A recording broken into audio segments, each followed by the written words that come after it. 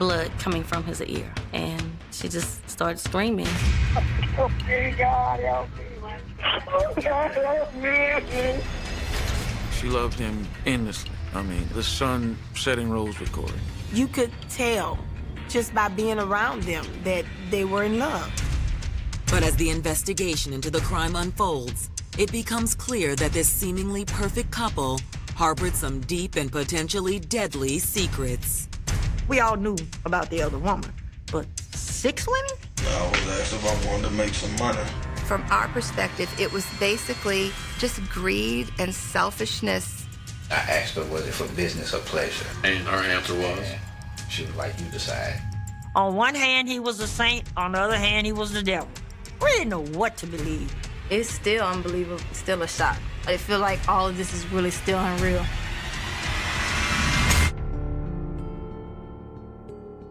July 9th, 2010. It's a warm summer day in Addis, Louisiana, a small community located on the banks of the Mississippi in West Baton Rouge Parish. It's a suburb of Baton Rouge, upscale, very attractive housing there. Everyone's connected, and it's very much a neighbor-friendly area, low crime.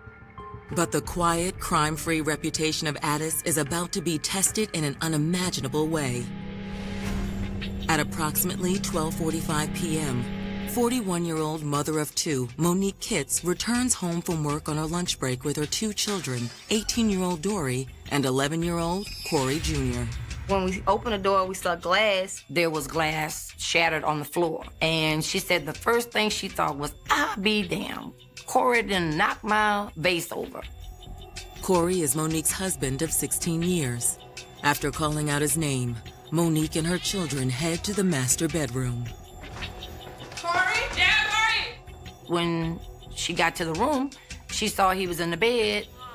My mom went to tap his foot, and then I noticed she hurried up and backed up, and she was saying something's not right. She noticed blood. She just started screaming. Moments later, 911 dispatchers receive a call from the Kitts residence. Oh, God, help me. There's blood coming out of his ear. She's hysterical, she's screaming, she's hollering. The kids are screaming and they're hollering. I just walked in my door and there was glass everywhere. Someone broke into your house? Yes. Somebody must have broken into my, oh my God. Unsure if the shooter is still on the premises, the operator instructs Monique to lock her bedroom door and remain there with her 2 children. Minutes later, police arrive at the scene.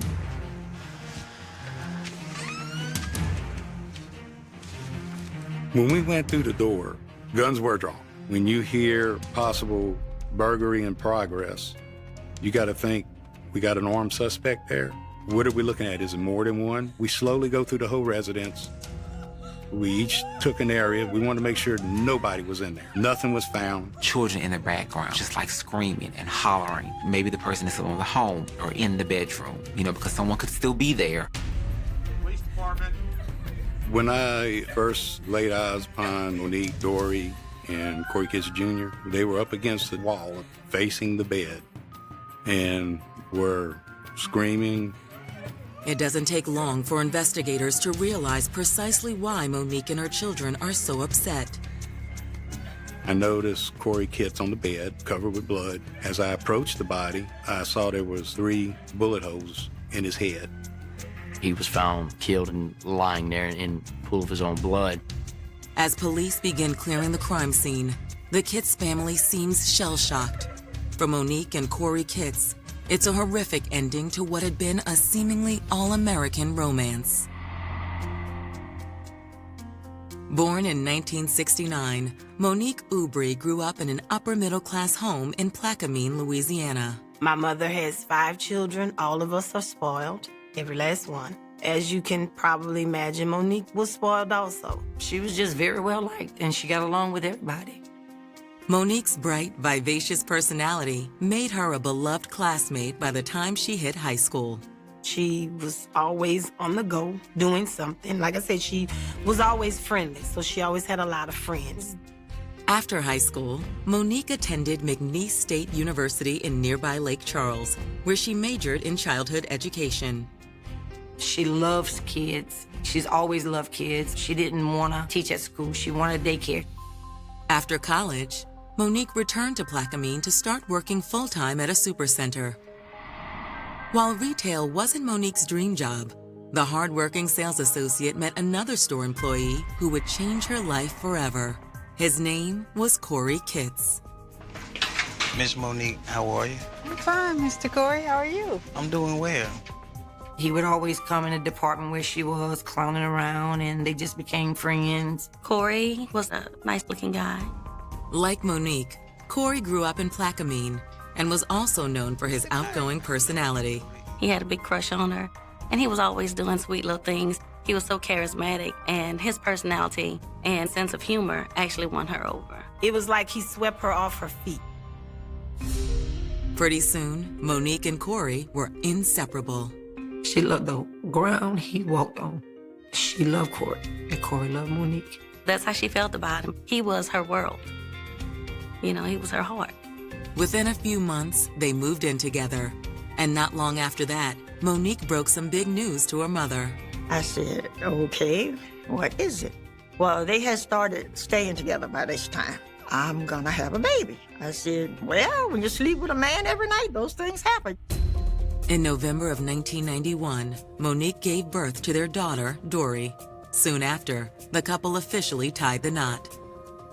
You could tell just by being around them that they were in love. Monique was very excited when she had Dory. She didn't really want to go back to work. He didn't want her to go back to work. And that's when their daycare business came about. With Corey's love and support, Monique's dream of running a daycare became a reality. And soon, business was booming. Within a month, she had so many kids, they didn't have anywhere to put them. She loved them. She was good to them. Monique's daycare business proved so successful that by 1999, she moved the daycare out of her home and into a new location in Plaquemine. However, that wasn't the only good news she and Corey received that year. Monique and Corey had a second child, a beautiful son they named Corey Jr. Not long after the birth of their son, Corey landed a well-paying job at a local chemical plant. Corey was an operator, really good job, in this area. He was making good money, maybe $80,000 to $100,000 or more income. Over the next decade, the happy couple enjoyed the fruits of their hard-earned labor and moved into their dream home in Addis, Louisiana. She had her income with the daycare and including his, so she was set up pretty good. I used to always say I wanted her life because to me, she had it all. She had a good husband. She had a nice, big, beautiful house.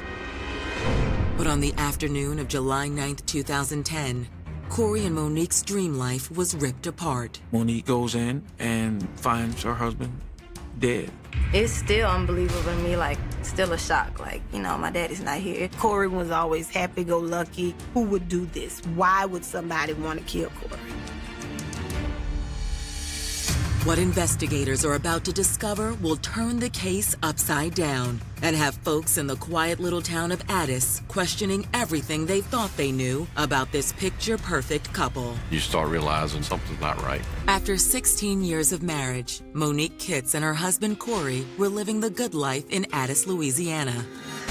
But at approximately 12:45 p.m. on July 9th, 2010, their life together was turned upside down. Monique Kitts and her children came back to the house, and they then walked into the bedroom, and that's where they found Corey laying in the bed.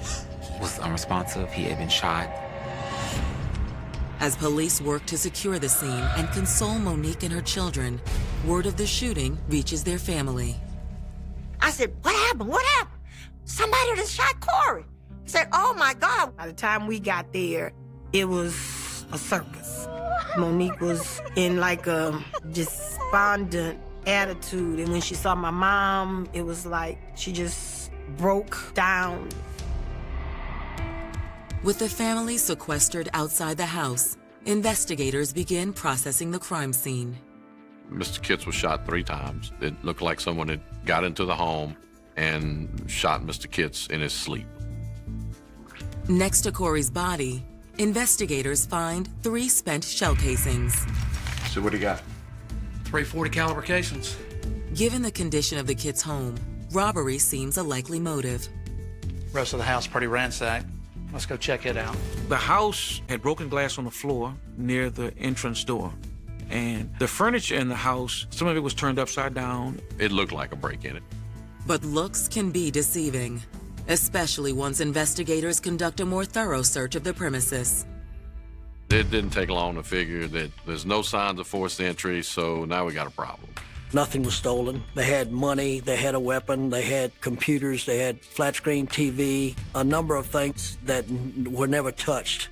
It appeared to be very much a staged scene. The point of it was not to commit a robbery, but to go in and kill a man. But why Corey Kitts? That afternoon, investigators begin questioning Corey's grieving spouse, Monique. Monique was upset, visibly upset. When I interviewed her the first time, I was asking her questions about, particularly that day, what was going on. According to Monique, her husband had worked the previous evening. He came in 5:15. In the morning? He went home and took a shower. Monique says that they talked. They clowned a little bit. She then left to meet Corey's sister. I got up to go walking. Came back. He was still woke. I told him I had walked 3 miles. He laughed at me. And then what happened? I went to work. Monique says that shortly after noon, she left work and took her children home so they could all have lunch together at the house. That's when they discovered Corey in a pool of blood on the bed. Anytime. When he didn't move, I didn't know what was wrong. And then that's when I saw the blood. And I just screamed. Monique's daughter, Dory, confirms her mother's account. Did your mama come back home? Were you aware if she came back home, or do you know where she was at the time? What? As for Dory, she claims she left their home around 8:40 that morning. Left and I walked downstairs and his door was closed, so I figured he must still be asleep because he had just got off, so I didn't mess with him. Dory worked at the daycare during the summer. She went to work. My mother had Corey Jr., so she brought Corey to the daycare. That's why the 3 of them went home to lunch together, and that's when they found Corey. It was crazy. Like, it was really just a surreal moment. They asked, how was my mom and dad's relationship? How was our relationship? Dory is adamant that neither she nor her mother had anything to do with her dad's death. But she believes she might know someone who did. On June the 9th, 1 month before their homicide, Corey Kitts comes home and he sees a red car backed up across the street from his home. I just feel like somebody's watching. Could the unidentified driver of this car be the same individual who murdered Corey in cold blood? Investigators are about to discover a half-dozen reasons why that might just be true, each one more tawdry and tantalizing than the next. This is not going to be a typical case. I was absolutely shocked at the content of it. We all knew about the other woman, but 6 women? Just hours after the shooting death of 40-year-old Corey Kitts, police in Addis, Louisiana have learned a startling piece of information from Corey's daughter. Maybe a month or so before the murder of Corey Kitts, he had saw a red car that was kind of suspicious that was around the neighborhood. I just feel like somebody's watching. Investigators wonder, had Corey simply been paranoid? Or could this theory have legs? When police interview one of the Kitts' neighbors, Sean Monroe, they get a possible answer. The neighbor said a silver truck was backed in the driveway. Probably a bit after 7:30 or something, I went outside. I saw like a metallic silver vehicle that was bagged up behind Corey's truck. It wasn't there long, but it was there. While that vehicle description did not match the one given by Dory, it did indicate that someone, or possibly multiple people, paid Corey a visit on the morning of the murder. And because the Kitts' home showed no signs of a break-in, investigators think whoever killed Corey had access to the home. If you didn't have forced entry, then somebody had a key, or somebody let him in. The question now is, who besides Monique and her daughter had access to the home? To answer that question, detectives take a deeper look at Corey's personal life. We're in a small town. Everybody knows everybody's business. We just kept getting a lot of feedback that Corey was having some affairs. And, you know, we know that that's one of the things that you have, could very well be one of those people. In order to confirm the allegations of infidelity, detectives reach out to the friends and relatives of the Kitts family. First of all, we heard rumors that Corey wasn't that faithful of a husband. I'm afraid that's true. Monique chose not to believe it for years. And then it must have gotten where it was other people that she really trusts, that came to her and told her, this is what's going on. I said, well, you can do one of two things. You can stay there and put up with it, or you can pick up your bags and walk out the door. She said, well, I don't want to go anywhere. I want to make my marriage work. But Monique's mother says the harder her daughter worked to save her marriage, the more difficult it became. We discovered that he was having 5 or 6 affairs. We all knew about the other woman, but 6 women?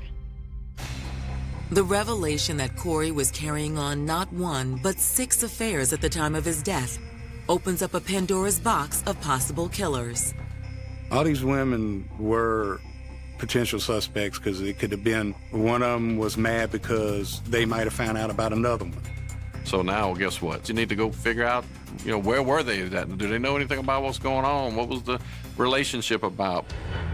Over the next 2 months, detectives identify all 6 of Corey's lovers and bring them in for questioning. They start with Corey's co-worker, Janice Thompson, who's allegedly been sleeping with Corey for 10 years. So you and Corey were having a thing? Yes, we had a fling. But at the end of the day, we both always went home to our families. I never hurt Corey. Janice Thompson swears to detectives that she's innocent and was at work at the time of the murder. Given her cooperation, it appears that she is telling the truth.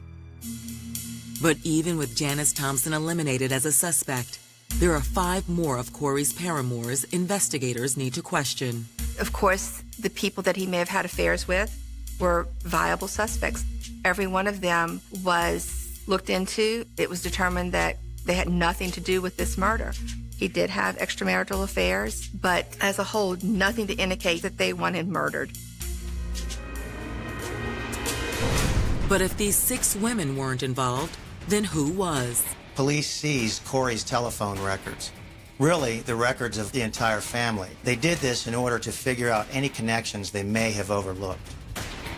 It's that search of Corey and Monique's cell phone records that reveals something truly unexpected and explosive. Once Monique's cell phone records were analyzed, it was apparent that Corey Kitts was not the only man in her life. Year-old Corey Kitts inside his home 2 months prior has residents in Addis, Louisiana on edge, and local investigators scrambling for answers. The investigation revealed that Corey was actively having relationships with 6 different women. Through the cell records, we were able to determine that they were not anywhere in the vicinity of the time of the homicide. But when police expand their phone record search to include Corey and his immediate family, 2 calls jump out at them. Like, man, something's really weird in the phone records of Monique. On the day of the homicide, Monique Kitts was talking with Carl Michael and David Ray Johnson. Who were Carl Michael and David Ray Johnson? And what was their connection to Monique? To answer that question, investigators again circle back to Corey and Monique's extended family. She met a young man who delivered milk to the daycare. His name was David Johnson. He came to the daycare. We had about 4 or 5 different milkmen, and he was the friendliest. He was the most helpful. Hello, how are you? I got your milk for you. You doing all right today? Those close to Monique suspected that the handsome and charming David Ray Johnson might have been delivering her more than just fresh milk. He definitely came off as someone who was very confident about his ability to get women. You know, maybe he was a charmer. I'll call you later. Oh, okay. Good to see you. Okay. I asked her one day, is something going on between you and David? Oh, my God. That was her favorite word. Oh, my God, Mama. Why would you ask me something like that? I said, I have my reasons. For investigators, rumors of an affair between Monique and David Johnson are reason enough to haul the handsome milkman in for questioning. David Ray Johnson being this woman's man, I could see him thinking that since she wasn't going to leave her husband and he had this affair, it would seem to me he certainly had a motive.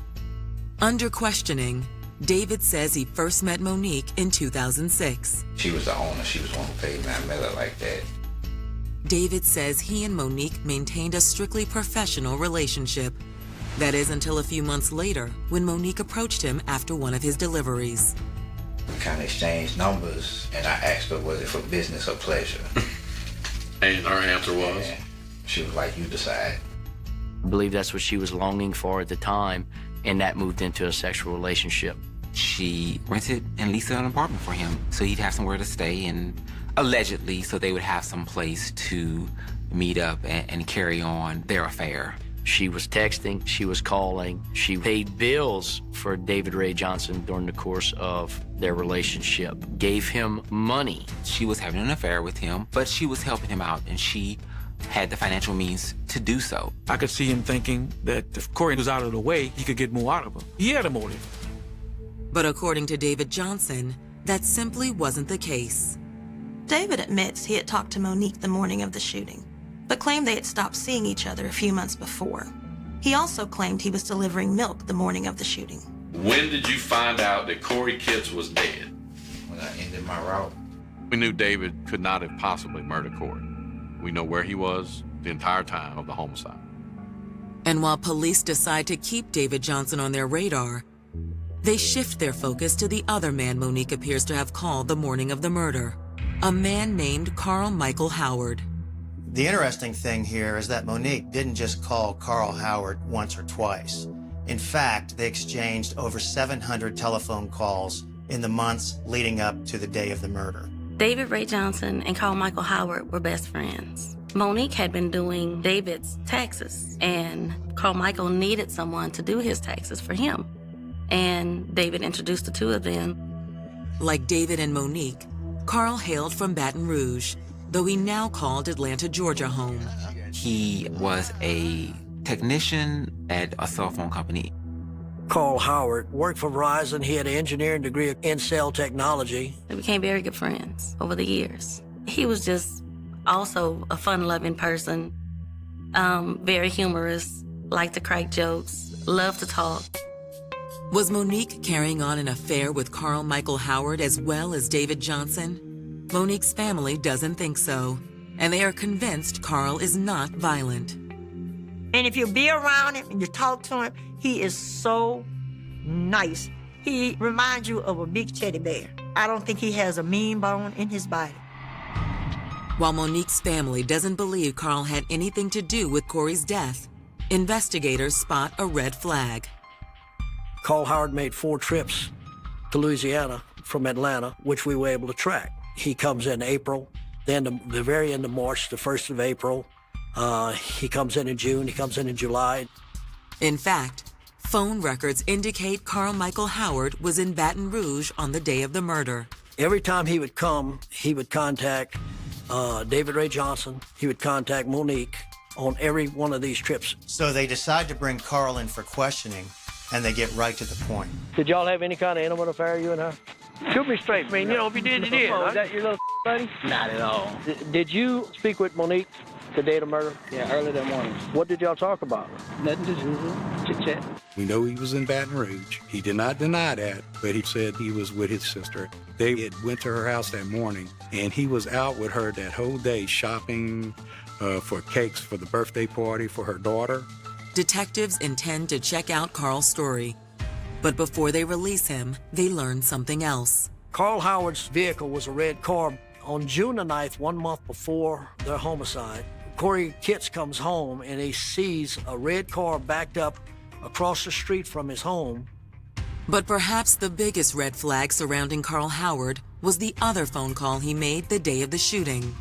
Monique Kitts was talking with Carl and David Ray Johnson. There was then conversation later with Corey Knox and Carl Howard. Corey Knox was more of a person that we would call a career criminal. Who had been in trouble with the police on several occasions. known to sell drugs, known to carry guns. It was just too much of a coincidence. It just seemed very suspicious. But detectives still aren't sure how all these pieces fit together. How are these people connected? How do they know one another? What is the extent of their relationship? This is where you start to see, from the outside looking in, that there was this plot. You said y'all wasn't perfect. What was the biggest discussions about? Money. The investigation into the murder of 40-year-old Corey Kitts has unearthed a string of extramarital affairs of both Corey and his wife, Monique. It's also led police to focus their investigation on two men, Monique's friend, Carl Michael Howard, and an ex-con named Corey Knox. Corey Knox had had many scrapes with the police before. But while Corey's criminal past is illuminating, so too are his and Carl Michael Howard's phone records. On the morning of the murder, Carl called David Johnson and Monique, which wasn't unusual, but then there were a series of calls between Carl Howard and Corey Knox, leading right up to the murder. It was determined on the morning of the murder that Carl's cell phone pinged several times off of a cell tower near Corey Knox's home in North Baton Rouge. But in the hours after that flurry of calls, both Carl Howard and Corey Knox's cell phones went suspiciously cold. Their phones aren't pinging off of any towers. They just go completely silent. Their phone is blacked out. And then what's going on during that period? There's a murder. That's just too much of a coincidence. Despite detective suspicions, there's still the question of Carl Howard's alibi. He stated that he hadn't been with family the whole day. But when investigators speak to Carl's sister, she tells them a different story. She told us, I don't lie. She said, and I'm not going to lie for anyone and get myself in trouble. He was not with me. He did not go with me that morning. She said the only time I saw him was that evening. So you were out birthday shopping with your brother? No, not with him. So you didn't see him at all that day? Between his phony alibi, his phone records, and the fact that Carl's car was seen at the Kitts' residence 1 month prior to the date of the murder, it looks like Carl killed Corey Kitts with the help of Corey Knox. Still, investigators need to determine if the two other people Carl spoke with the morning of the murder might be involved. We found numerous contacts the day before and on the day of the homicide. Numerous calls made by Carl Howard, by David Ray Johnson, and with Monique.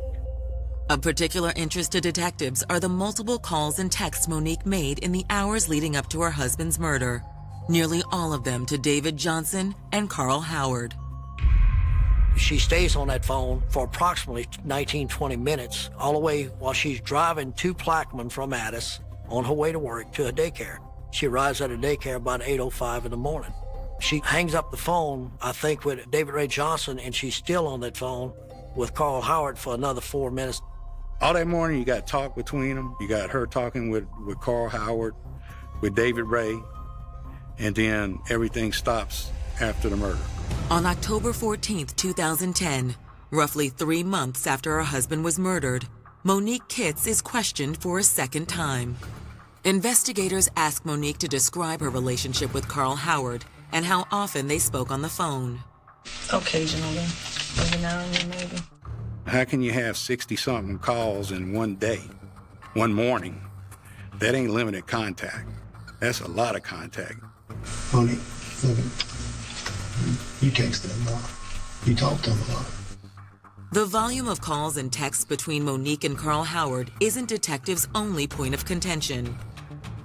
In the last 6 months, are you involved with any other personal relationships that may come out? Nothing. Detectives knew that was a lie, that she was in fact in a recent relationship with David Johnson. Do you have any information about why your husband was killed or who did it that you have not told us? No, I've told you everything. While detectives think there's more to the story than Monique is letting on, without further evidence linking her to the crime, they have no choice but to release her.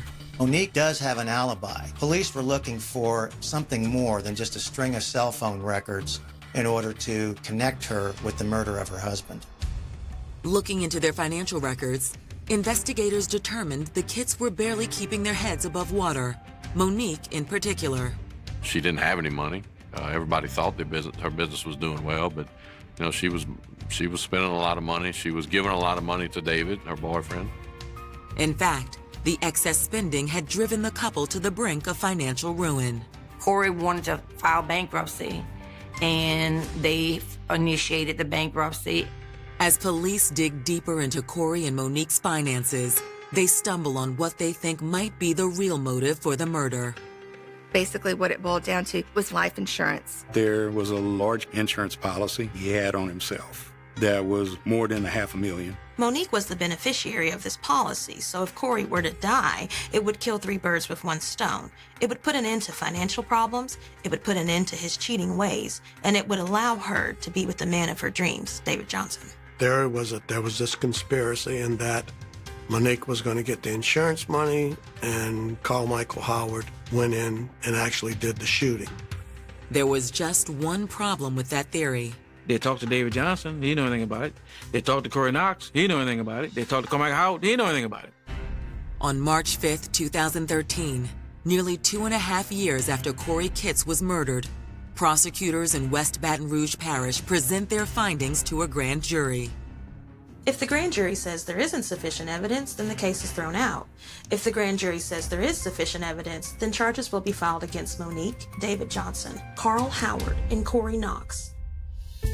But the night before the grand jury is set to present their findings, there's a stunning development.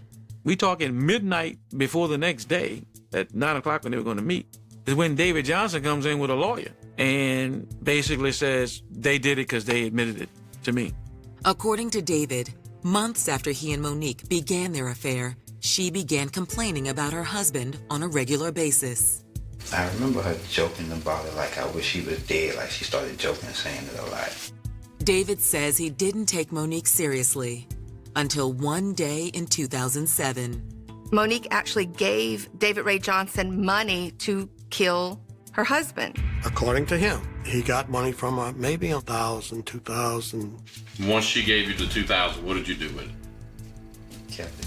He just kind of took the money. He admitted he took the money and kind of didn't do anything. He wanted the money. David has apparently no intention of trying to kill him, but as Monique applies more pressure over time, David Ray Johnson comes to the point where he says, well, maybe I do have someone, and introduces her to Carl. There's no doubt in your mind that she wanted her husband dead, is that fair? Yeah. According to David, Carl told him the hit on Corey wouldn't come cheap. Ultimately, he and Monique agreed on a price. He said it was over $100,000. You know where that money was supposed to come from? From the insurance. Carl Michael supposedly got Corey Knox, his long-term friend, to drive him from North Baton Rouge to the town of Addis where the Kitts lived. Carl then walked inside and shot Corey Kitts as he was sleeping in the bed. And then they left. David pretty much laid it out for the state, but despite his role of introducing Carl to Monique, he claimed he knew nothing about the murder until he saw it on the news. We had no evidence that he was actually involved in the murder. He may have in the beginning, but he never acted on that. And from that point on, we had no evidence to show that he was involved in any further conspiracy to have Corey killed. Although David Johnson isn't charged, prosecutors waste no time throwing the book at Monique, Carl Michael Howard, and Corey Knox. On March 14th, 2013, the trio was formally indicted for Corey Kitts' murder. When they came back in and they started reading, I knew what they were going to say. And I started screaming, not my child. God, not my child. I was just numb because I knew I had to have been dreaming. This couldn't have been real. I think I was just so hurt and shocked. As the case heads to trial, it begins to drive a wedge between Corey and Monique's families. It was so emotional. You had family members that are now enemies that don't speak. The tension was very thick.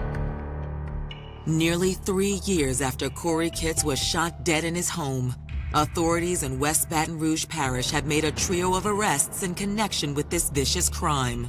Police arrested Corey's wife, Monique, and 2 other men, Carl Howard and Corey Knox. A 4th man, David Johnson, Monique's former lover, was never charged with a crime.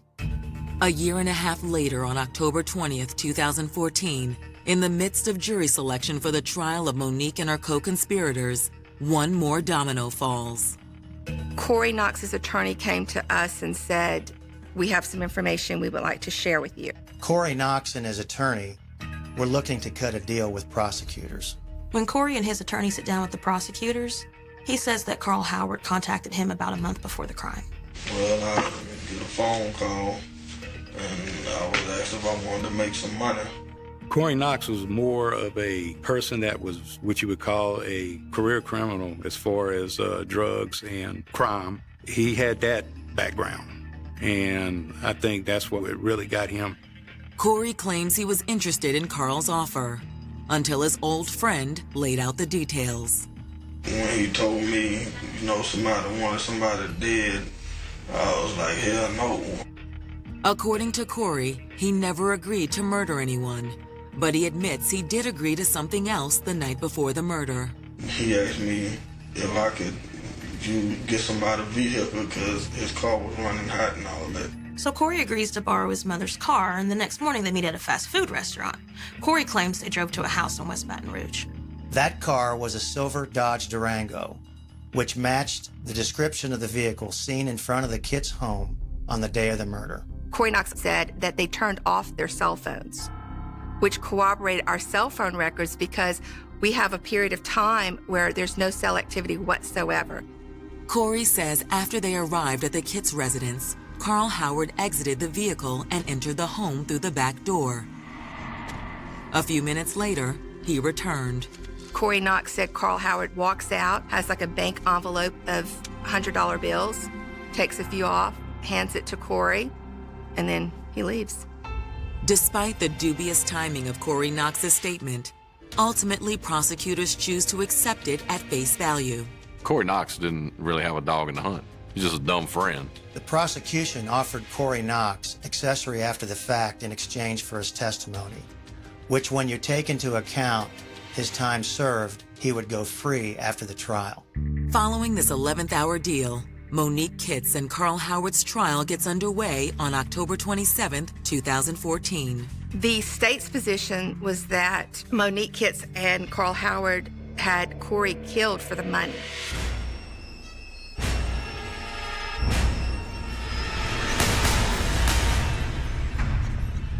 It was basically just greed and selfishness on their part. And thanks to the testimony of Corey Knox and Monique's ex-lover, David Johnson, the prosecutors believed they had two people that could link them to the crime.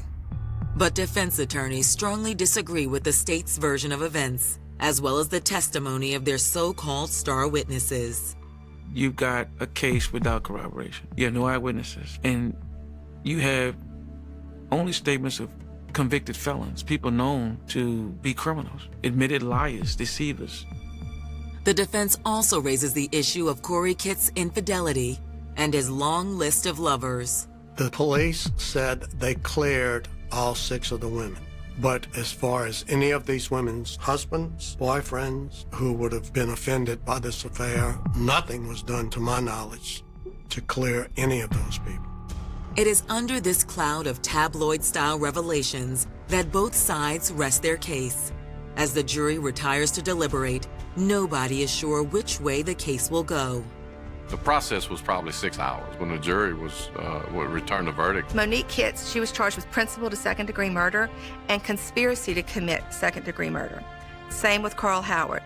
The jury came back unanimously guilty on all charges. Both defendants were sentenced to life. For the investigators who spent over 4 long years on this case, the verdict feels like vindication. You can absolutely look at Monique Kitts and with a clean conscience say she's the mastermind. I mean, there is no murder of Corey Kitts without Monique. But for Monique and her supporters, the verdict is nearly impossible to fathom. Total shock. Couldn't move, couldn't talk, couldn't do nothing. Just total shock. My mother did not mastermind. My mother did not do anything, have anything to do with the murder of my father.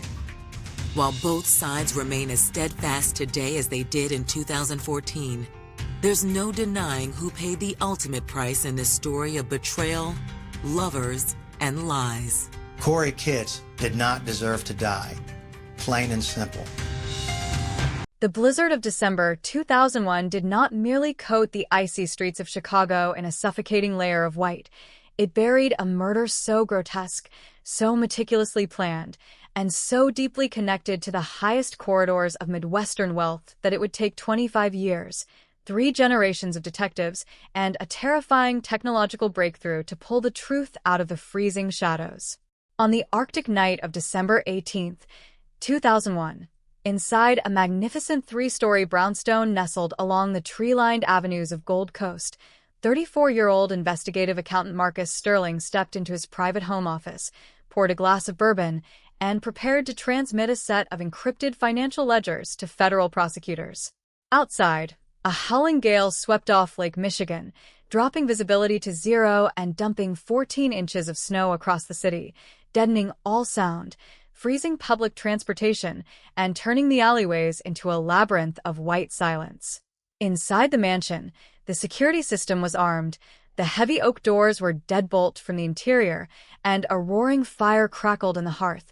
Yet when Marcus's assistant arrived at 8 o'clock the following morning, she opened the door to a nightmare that would paralyze the Chicago Police Department for a quarter of a century.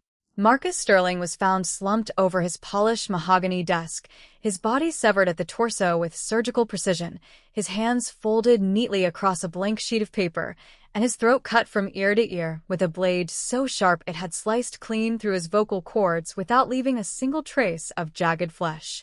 Yet, despite the sheer, unimaginable volume of blood that should have painted the oriental rugs and leather armchairs, the crime scene was sterile, almost unnervingly clinical.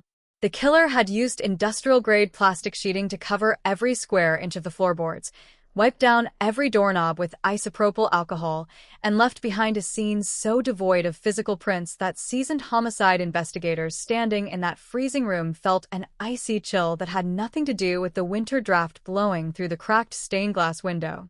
The immediate aftermath of the Sterling homicide triggered a media firestorm that sent shockwaves through Chicago's high society, giving rise to screaming newspaper headlines that dominated the front pages of local and national broadsheets for months. Horror on the Gold Coast, the icebox slang, phantom killer haunts city elite, cold case in the making. Marcus Sterling was no ordinary accountant. He was a brilliant, reclusive forensic auditor who had spent his final 6 months unraveling a multi-million-dollar web of offshore shell companies, land fraud schemes, and political kickbacks tied to the city's most prestigious charitable foundations. The precinct deployed its elite homicide detectives, dragging the freezing harbor channels of Lake Michigan, interviewing over 300 high-profile philanthropists, politicians, and corporate executives who had done business with Sterling's firm, and deploying bloodhounds through the snow-choked alleys of the near North Side. Yet every single lead dissolved into thin air. There was no sign of forced entry on the heavy deadbolt doors. The state-of-the-art alarm system showed no breach during the critical 4-hour window between midnight and 4 in the morning, and security cameras positioned along Michigan Avenue had been rendered completely blind by a sudden, localized power surge that struck the neighborhood's electrical grid 40 minutes before the estimated time of death. The city was gripped by a suffocating paranoia. Rumors swirled of international hitmen, mob executions, and high-level police cover-ups ordered by powerful men who drank scotch in private harbor clubs and donated millions to mayoral campaigns. But as the snow melted into spring, and the months bled into agonizing years, the investigation ground to a complete standstill, swallowed whole by the vast, corrupt machine of Midwestern politics and the paralyzing silence of a crime scene where the killer had erased himself from reality. For 25 long years, File 01-9942, MS sat dormant inside a rusted steel cabinet in the basement of the area's Central Homicide Division, its white paper pages turning brittle and yellowing under the harsh fluorescent glare of the records room. Generations of detectives assigned to the cold case stared at the haunting crime scene photographs, endlessly debating how a human being could enter a fortified Gold Coast mansion, commit a horrific, surgical slaughter, scrub the environment of all biological traces, and vanish into a howling blizzard without leaving a solitary boot print in 14 inches of fresh snow. But history has a ruthless, unstoppable way of bleeding back through the floorboards when the guilty least expect it. In early 2026, a specialized federal state cold case task force, utilizing cutting-edge touch DNA recovery protocols and advanced vacuum extraction mass spectrometry, decided to re-examine the physical evidence preserved in the Sterling case file. They didn't retest the sterile mahogany desk or the wiped doorknobs. Instead, they focused on a tiny, overlooked artifact recovered from the back of Marcus's throat during the 2001 autopsy, a microscopic, calcified fleck of wax that had floated off a custom, hand-poured aromatic candle burning on the mantelpiece on the night of the murder. When forensic technicians deployed vacuum-assisted laser desorption to break down the wax's molecular matrix, they uncovered a miracle.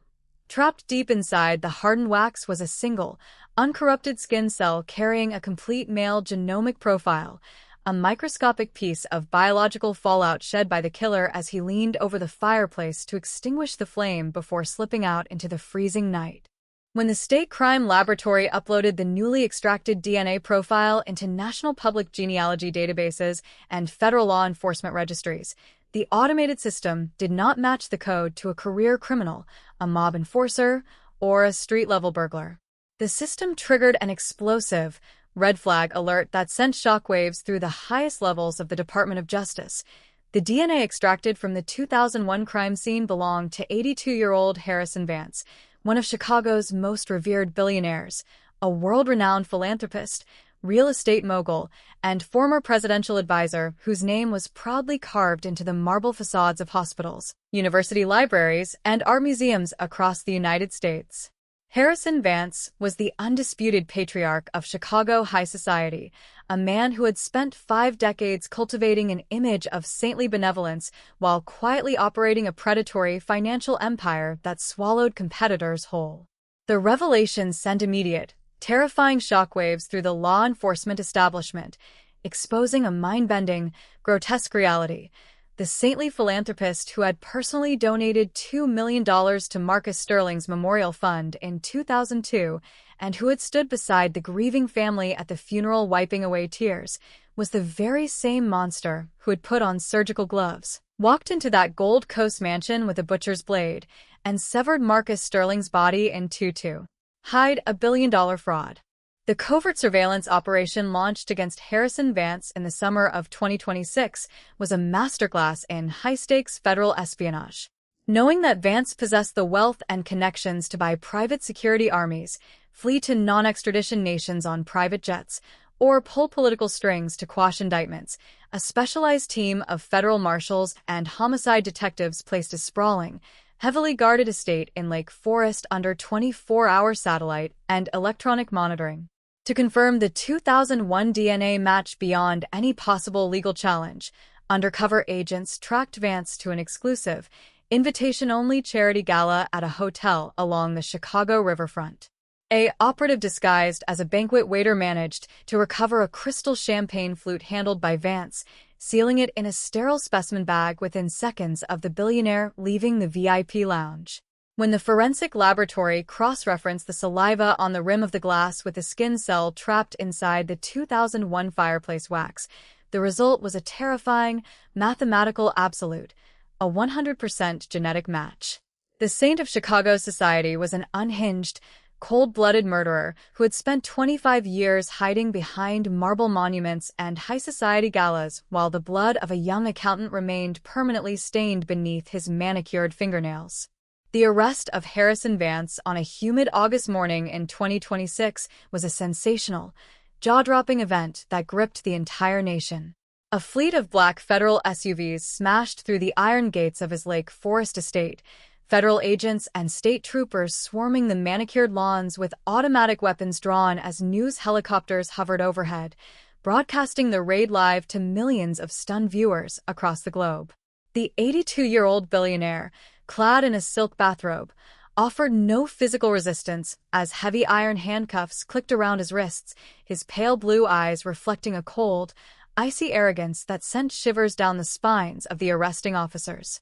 In the sterile, high-pressure interrogation room at federal headquarters in downtown Chicago, surrounded by high-definition monitors displaying the 2001 crime scene photographs and unsealed financial ledgers, Vance sat in absolute silence for 12 hours, staring blankly at the steel table while prosecutors laid out the irrefutable, ironclad evidence against him. He believed his wealth had bought him eternal immunity, that his philanthropic legacy had rendered him untouchable, and that the 2001 blizzard had erased his crime forever.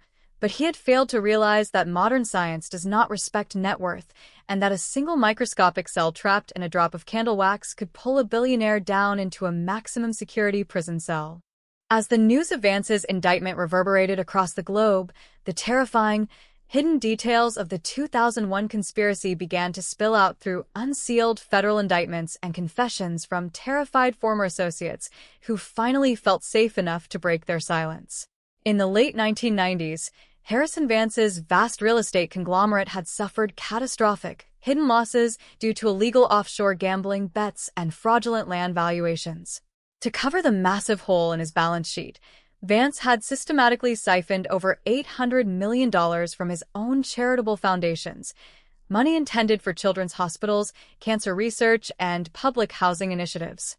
When Marcus Sterling, working as an independent auditor for the foundation's board, uncovered the massive discrepancy in late 2001, he refused Vance's multi-million-dollar bribe to alter the audit report, threatening to hand the encrypted ledgers directly to the United States Attorney on December 19th, driven by a narcissistic rage and an absolute refusal to see his empire crumble. The 77-year-old billionaire decided to use his private knowledge of Marcus's home, a house Vance had personally helped finance, to execute a murder so shocking, so clean, and so surgically grotesque that police would assume it was the work of an international cartel or a psychotic serial killer. On that stormy night of December 18th, 2001, Vance utilized a master key and a private security override code he had secretly retained during the building's construction to bypass the home's electronic defenses. Dressed in full medical surgical gear beneath a heavy winter coat, Vance entered the Gold Coast mansion through a hidden basement service entrance, waited in the shadows until Sterling was alone in his office, and struck with terrifying, cold-blooded efficiency. Using medical tools acquired through his charitable donations to university surgery departments, Vance carried out the horrific slaying, meticulously laying down plastic sheeting to catch the arterial spray, wiping the room clean with industrial solvents, and carrying the bloody tools out in a sealed, insulated medical box. He walked out into the howling blizzard, letting the falling snow cover his tracks, and returned to his Lake Forest mansion before sunrise, sitting down to breakfast with his family as if he hadn't just slaughtered a young man in cold blood. For 25 years, Vance watched as the city mourned Marcus Sterling, quietly using his vast fortune to fund political campaigns, buy influence, and build a public legacy of saintly generosity, utterly confident that his dark secret was permanently frozen beneath the snows of 2001. The trial of Harrison Vance in late 2026 became one of the most explosive, emotionally charged legal spectacles in modern American history. The federal courtroom was packed to capacity every single day with investigative reporters, high society figures, legal scholars, and surviving family members of Marcus Sterling who had waited 25 years for this reckoning. Federal prosecutors laid out a surgical, devastating case, combining the microscopic DNA evidence pulled from the candle wax, modern 3D laser reconstructions of the Gold Coast mansion, and unsealed 1990s bank ledgers that proved Vance's direct, desperate motive for the murder. The defense team, consisting of the most expensive criminal attorneys in the nation, tried desperately to argue that the 82-year-old philanthropist was too fragile to stand trial, that the DNA evidence was contaminated, and that a man who had donated hundreds of millions to charity could not possibly be a violent killer, but the jury saw through the legal theater within hours. After just 90 minutes of deliberation, the jury returned a unanimous verdict of guilty on all counts, sentencing the disgraced billionaire to life imprisonment without the possibility of parole, ensuring that the man who had traded a young man's life for his own vanity would draw his final breath behind the cold steel bars of a federal penitentiary. The conviction of Harrison Vance delivered a staggering, emotional catharsis to a city that had been haunted by the ghost of Marcus Sterling for nearly a quarter of a century. While the legal verdict brought an end to the official investigation, the true victory belonged to the silent, unyielding power of scientific truth, a truth that refused to be smothered by billions of dollars, high society influence, or 25 years of forgotten time. Outside the federal courthouse on the day of the sentencing, crowds gathered in the cold rain, laying bouquets of white lilies around a portrait of the brilliant young accountant whose courage had cost him his life, but whose pursuit of truth had ultimately shattered an empire of lies. The yellowing police file labeled 01-9942 MS was officially removed from the cold case archives and stamped with the word solved in bold, blood-red ink, closing the final chapter on one of the most infamous, sinister homicides in the city's history. Yet, despite the definitive legal resolution and the satisfying triumph of modern forensic science over an elite monster, the haunting echoes of the 2001 Chicago cold case continue to linger like a freezing fog over the shores of Lake Michigan. The story of Marcus Sterling is no longer just a sensational headline or a forgotten tragedy. It stands as an immortal, chilling reminder of the dark, unspeakable horrors that can lurk behind high society smiles, pristine suits, and marble monuments. The Gold Coast brownstone where Marcus died has been renovated, its dark history quieted by time, but local residents passing by on winter nights still glance up at the third-floor office window, remembering the young accountant who stood up to a monster and the single, microscopic speck of wax that pulled a billionaire out of the shadows and brought a ghost back home. The life sentence handed down to Harrison Vance inside the federal courthouse on Dearborn Street was celebrated by the press as the definitive closure of Chicago's most infamous cold case. To the public, the narrative was complete. A predatory billionaire had been stripped of his philanthropy awards, exposed as a cold-blooded killer, and dispatched to die in a maximum security cell in Terre Haute. The Gold Coast brownstone where Marcus Sterling was slaughtered in December 2001 was cleared of police tape, and the yellowing files of Area Central Homicide were officially transferred to the historical archives. Yet, behind the gleaming marble facades of the financial district, a far more dangerous, structural nightmare was beginning to unfurl.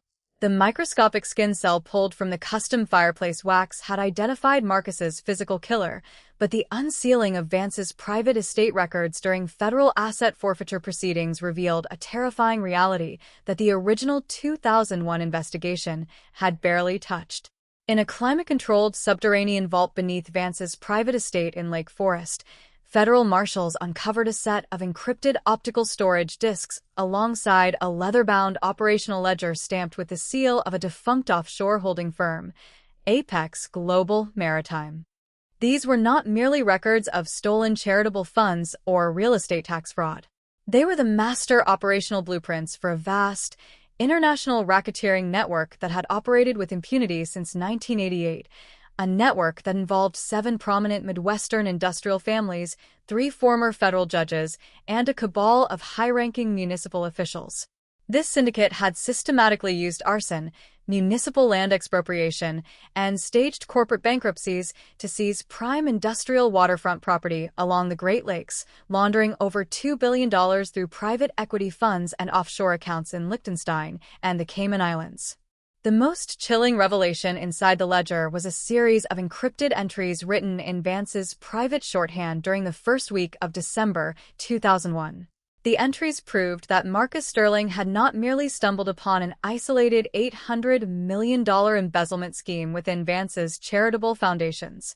He had uncovered the complete financial infrastructure of the entire Apex syndicate, including the names of active political figures who currently controlled public infrastructure grants across 3 states in 2026.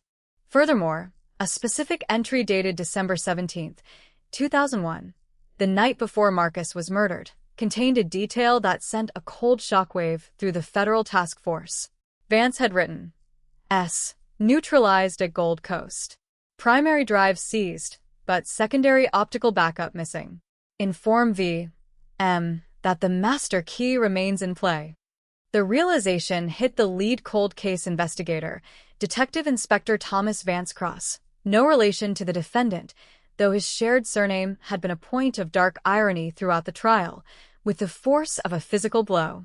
The encrypted drive Marcus Sterling was attempting to transmit to federal prosecutors on the night he was slaughtered was not the sole copy of the evidence.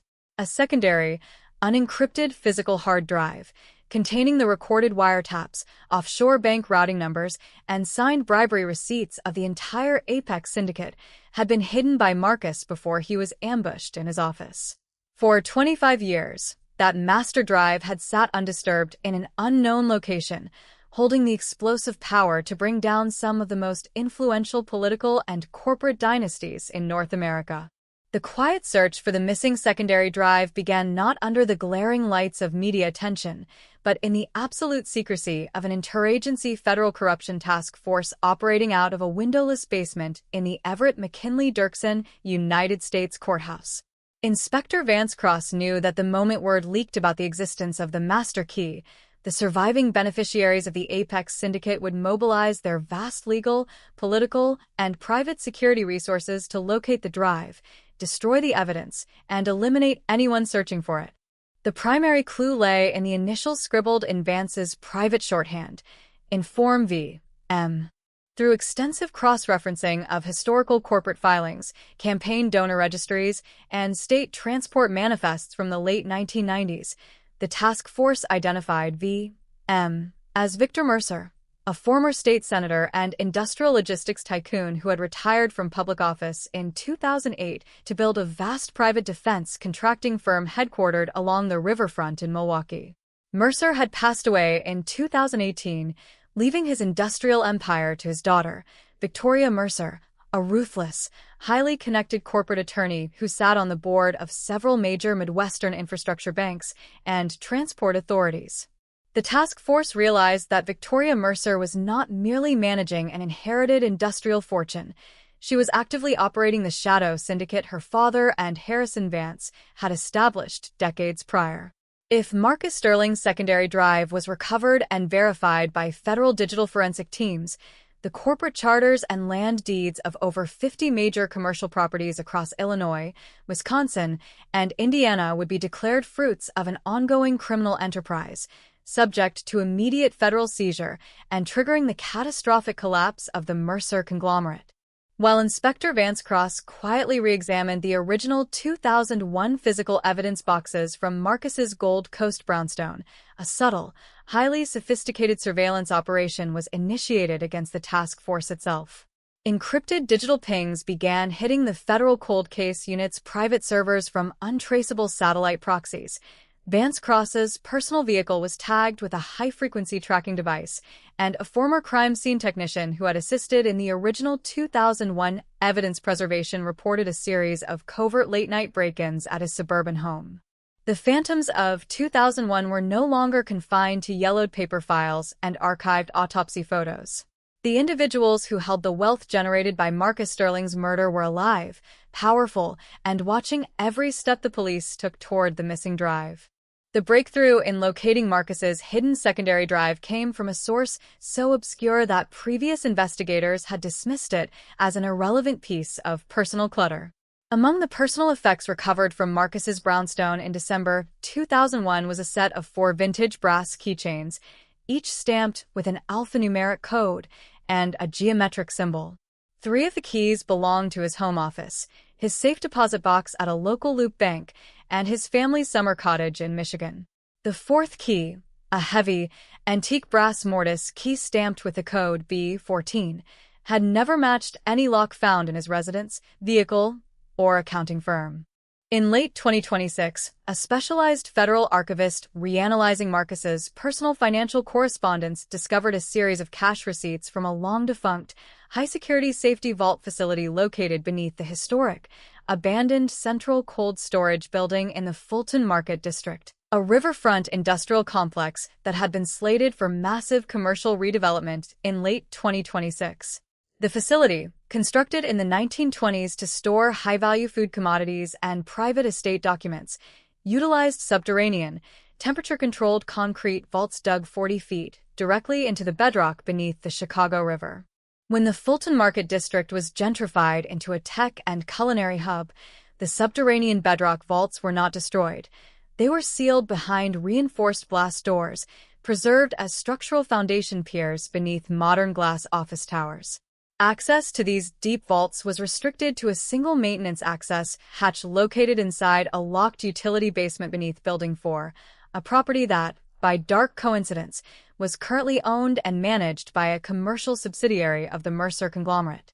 Inspector Vance Cross realized with absolute certainty that on the afternoon of December 18, 2001, just hours before he was ambushed and murdered by Harrison Vance, Marcus Sterling had taken a cab to Fulton Market, rented Vault B14 under a corporate pseudonym, and deposited the secondary physical hard drive inside the airtight, insulated concrete chamber. He had carried the antique brass key in his pocket, intending to retrieve the drive after transmitting the initial encrypted files to federal prosecutors. When Vance surprised him in his home office and slaughtered him, the billionaire had missed the brass key hidden inside a secret compartment of Marcus's leather wallet, a wallet that had remained locked inside an evidence bag in the police precinct for 25 years. The operation to retrieve the master drive from the subterranean vaults beneath Fulton Market was planned with the surgical precision of a covert military raid. Knowing that any formal search warrant filed through standard court channels would immediately alert Victoria Mercer's legal network, Inspector Vance Cross secured a top-secret, high-security warrant directly from a federal chief judge under national security racketeering provisions.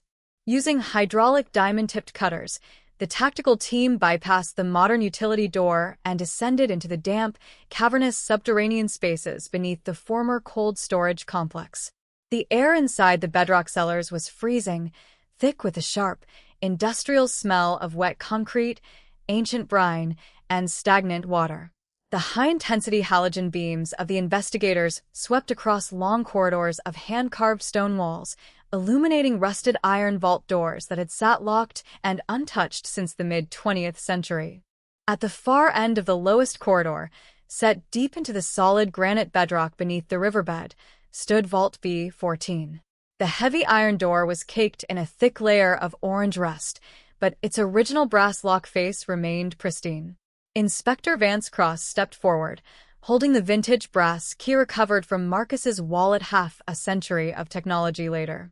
His calloused fingers gripped the cold metal. He inserted the key into the lock face, feeling the heavy, hand-forged iron tumblers align with a slow, agonizing mechanical resistance. Click.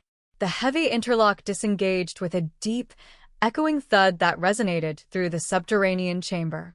Vance Cross and two tactical marshals braced their weight against the iron door, pushing it open against a wall of compressed, 25-year-old air.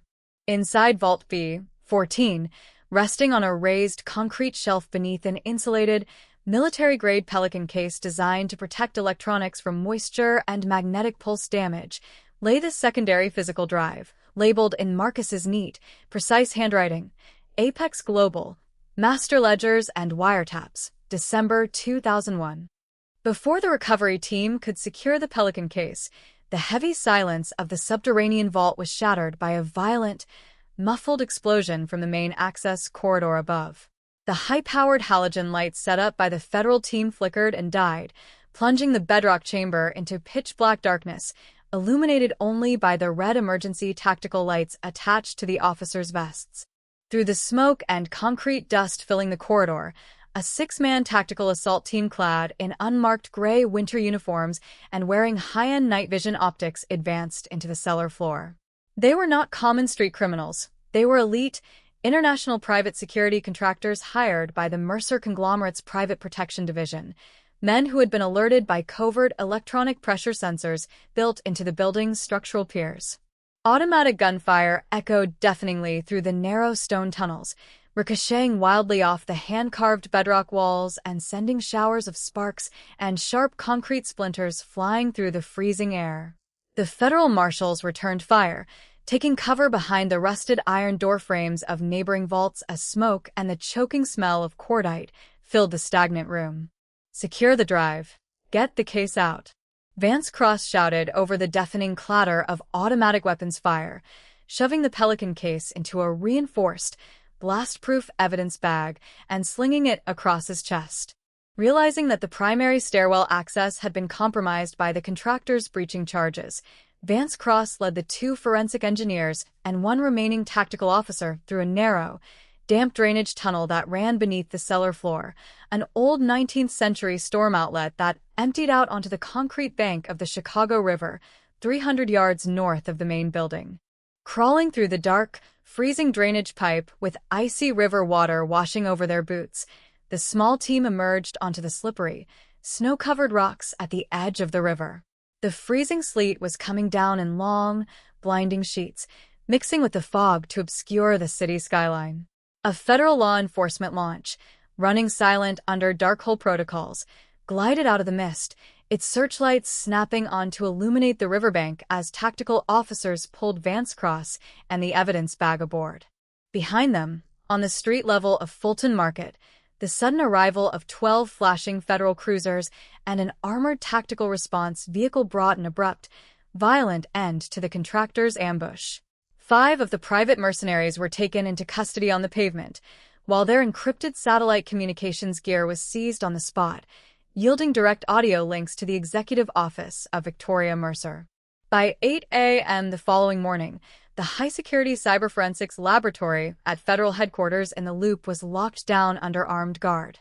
A team of master digital extraction engineers, using custom optical readers and hardware-level signal decoders, successfully bypassed the hard drive's legacy encryption without damaging the magnetic platters.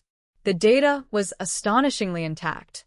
Through high-definition audio monitors came the distinct, uncompressed voices of Harrison Vance, Victor Mercer, and 5 other high-society industrial titans speaking inside a private dining room at an exclusive Loop club in November 2001.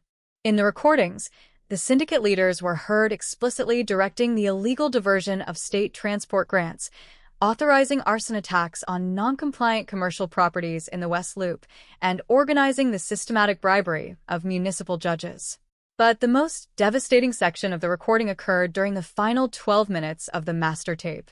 Harrison Vance was recorded discussing Marcus Sterling directly. The accountant at the firm has the offshore routing numbers. He thinks he can hand these to the U.S. attorney tomorrow. Victor, your people cut the power to the Gold Coast grid at midnight. I will handle Sterling personally inside his office.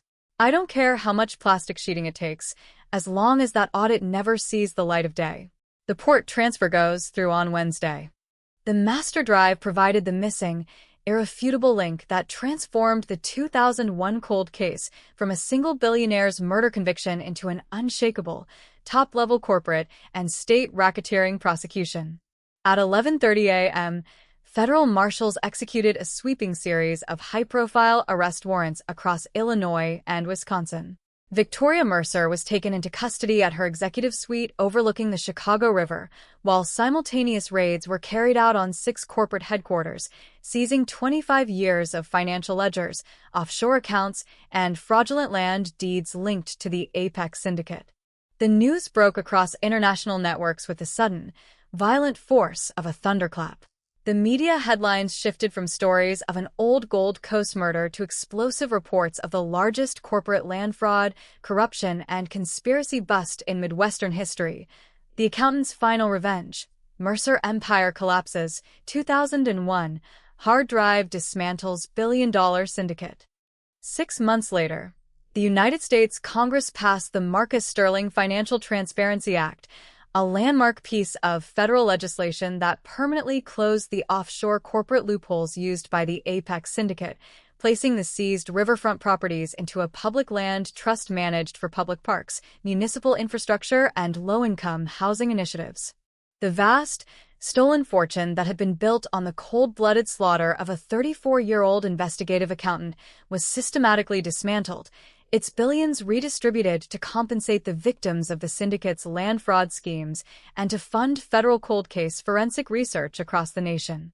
On a crisp, clear spring morning in late 2026, a permanent memorial was unveiled along the Gold Coast Riverwalk, overlooking the blue, sparkling waters of Lake Michigan. It was a beautiful public plaza built on land that Harrison Vance had illegally seized 30 years prior. In the center of the plaza stood a striking bronze statue of Marcus Sterling, depicted as he was on that stormy night in 2001, holding his leather briefcase, his coat collar turned up against the winter wind, his face reflecting an unyielding, beautiful look of fierce, incorruptible resolve. At the base of the statue, carved into a slab of solid granite pulled from the Fulton Market Vault, were the words written in the final entry of his personal audit journal, recorded hours before his death. They have the money, the political machines, and the power to freeze the city. But I have the numbers. And the numbers do not lie in the dark. The cold case labeled 01-9942, MS was no longer just a solved police file or a tragic historical footnote. It had become an immortal monument to the unstoppable power of truth, a stark, unforgettable reminder that no matter how powerful the killer, how sterile the crime scene, or how heavy the blizzard, the truth will fight its way through 25 years of ice, tear open the shadows, and find its way home. The passage of the Marcus Sterling Financial Transparency Act and the grand unveiling of the bronze memorial along the Gold Coast Riverwalk were hailed by legal scholars and national media as the ultimate, pristine triumph of justice. For the public, the 25-year mystery had concluded with poetic, absolute perfection. The brutal slayer, Harrison Vance, was rotting in a federal cell. The shadow syndicate headed by Victoria Mercer had been systematically dismantled, and the billions in seized offshore assets had been converted into public parks, affordable housing, and university research endowments. To the citizens of Chicago, Marcus Sterling was no longer a tragic ghost haunting an unsolved police binder. He was an immortal civic icon of incorruptible courage. Yet, behind the gleaming glass towers of the financial district, the seismic collapse of the Apex Syndicate had triggered a violent, chaotic chain reaction within the global underworld of illicit private equity. When the federal government froze over $2 billion in Apex assets, it did not merely wipe out local corporate accounts. It severed a critical, high-volume financial artery utilized by a far darker, international shadow entity known as the Elysium Group. Operating out of Zurich, London, and Singapore, Elysium was a private, unregulated cartel of ultra-wealthy offshore financiers who had utilized Apex's Great Lakes real estate acquisitions as an untraceable physical laundering vessel for black market defense capital, foreign bribery funds, and illegal technological espionage revenues since the late 1990s. To the ruthless architects of the Elysium Group, the public exposure of the Apex ledgers was not merely a financial loss, it was an active containment breach. While the secondary physical drive recovered from the Fulton Market Vault had contained the domestic bribery receipts and wiretaps that convicted Victoria Mercer, Marcus Sterling had possessed a third, even more lethal piece of evidence, a piece of data so dangerous that he had severed it from the main audit files prior to his death in 2001. That data was the Sovereign Index, a master cryptographic ledger detailing the real, unredacted identities, hidden offshore accounts, and sovereign intelligence connections of 32 active global political figures and defense contractors who utilized Elysium's laundering channels. Marcus had recognized that if this index fell into the hands of standard law enforcement channels, it would trigger instant national security cover-ups and political interference. He had encoded the index into a custom, analog cryptographic matrix, split it into two physical halves, and hidden them inside two separate, non-electronic artifacts before Harrison Vance breached his Gold Coast office on that Arctic December night. One half of the matrix had been embedded within the custom, hand-carved mahogany frame of an oil painting Marcus had commissioned in 1999, a painting that had been auctioned off during his estate liquidation in 2002 and currently hung in the private library of an unsuspecting private collector in Zurich.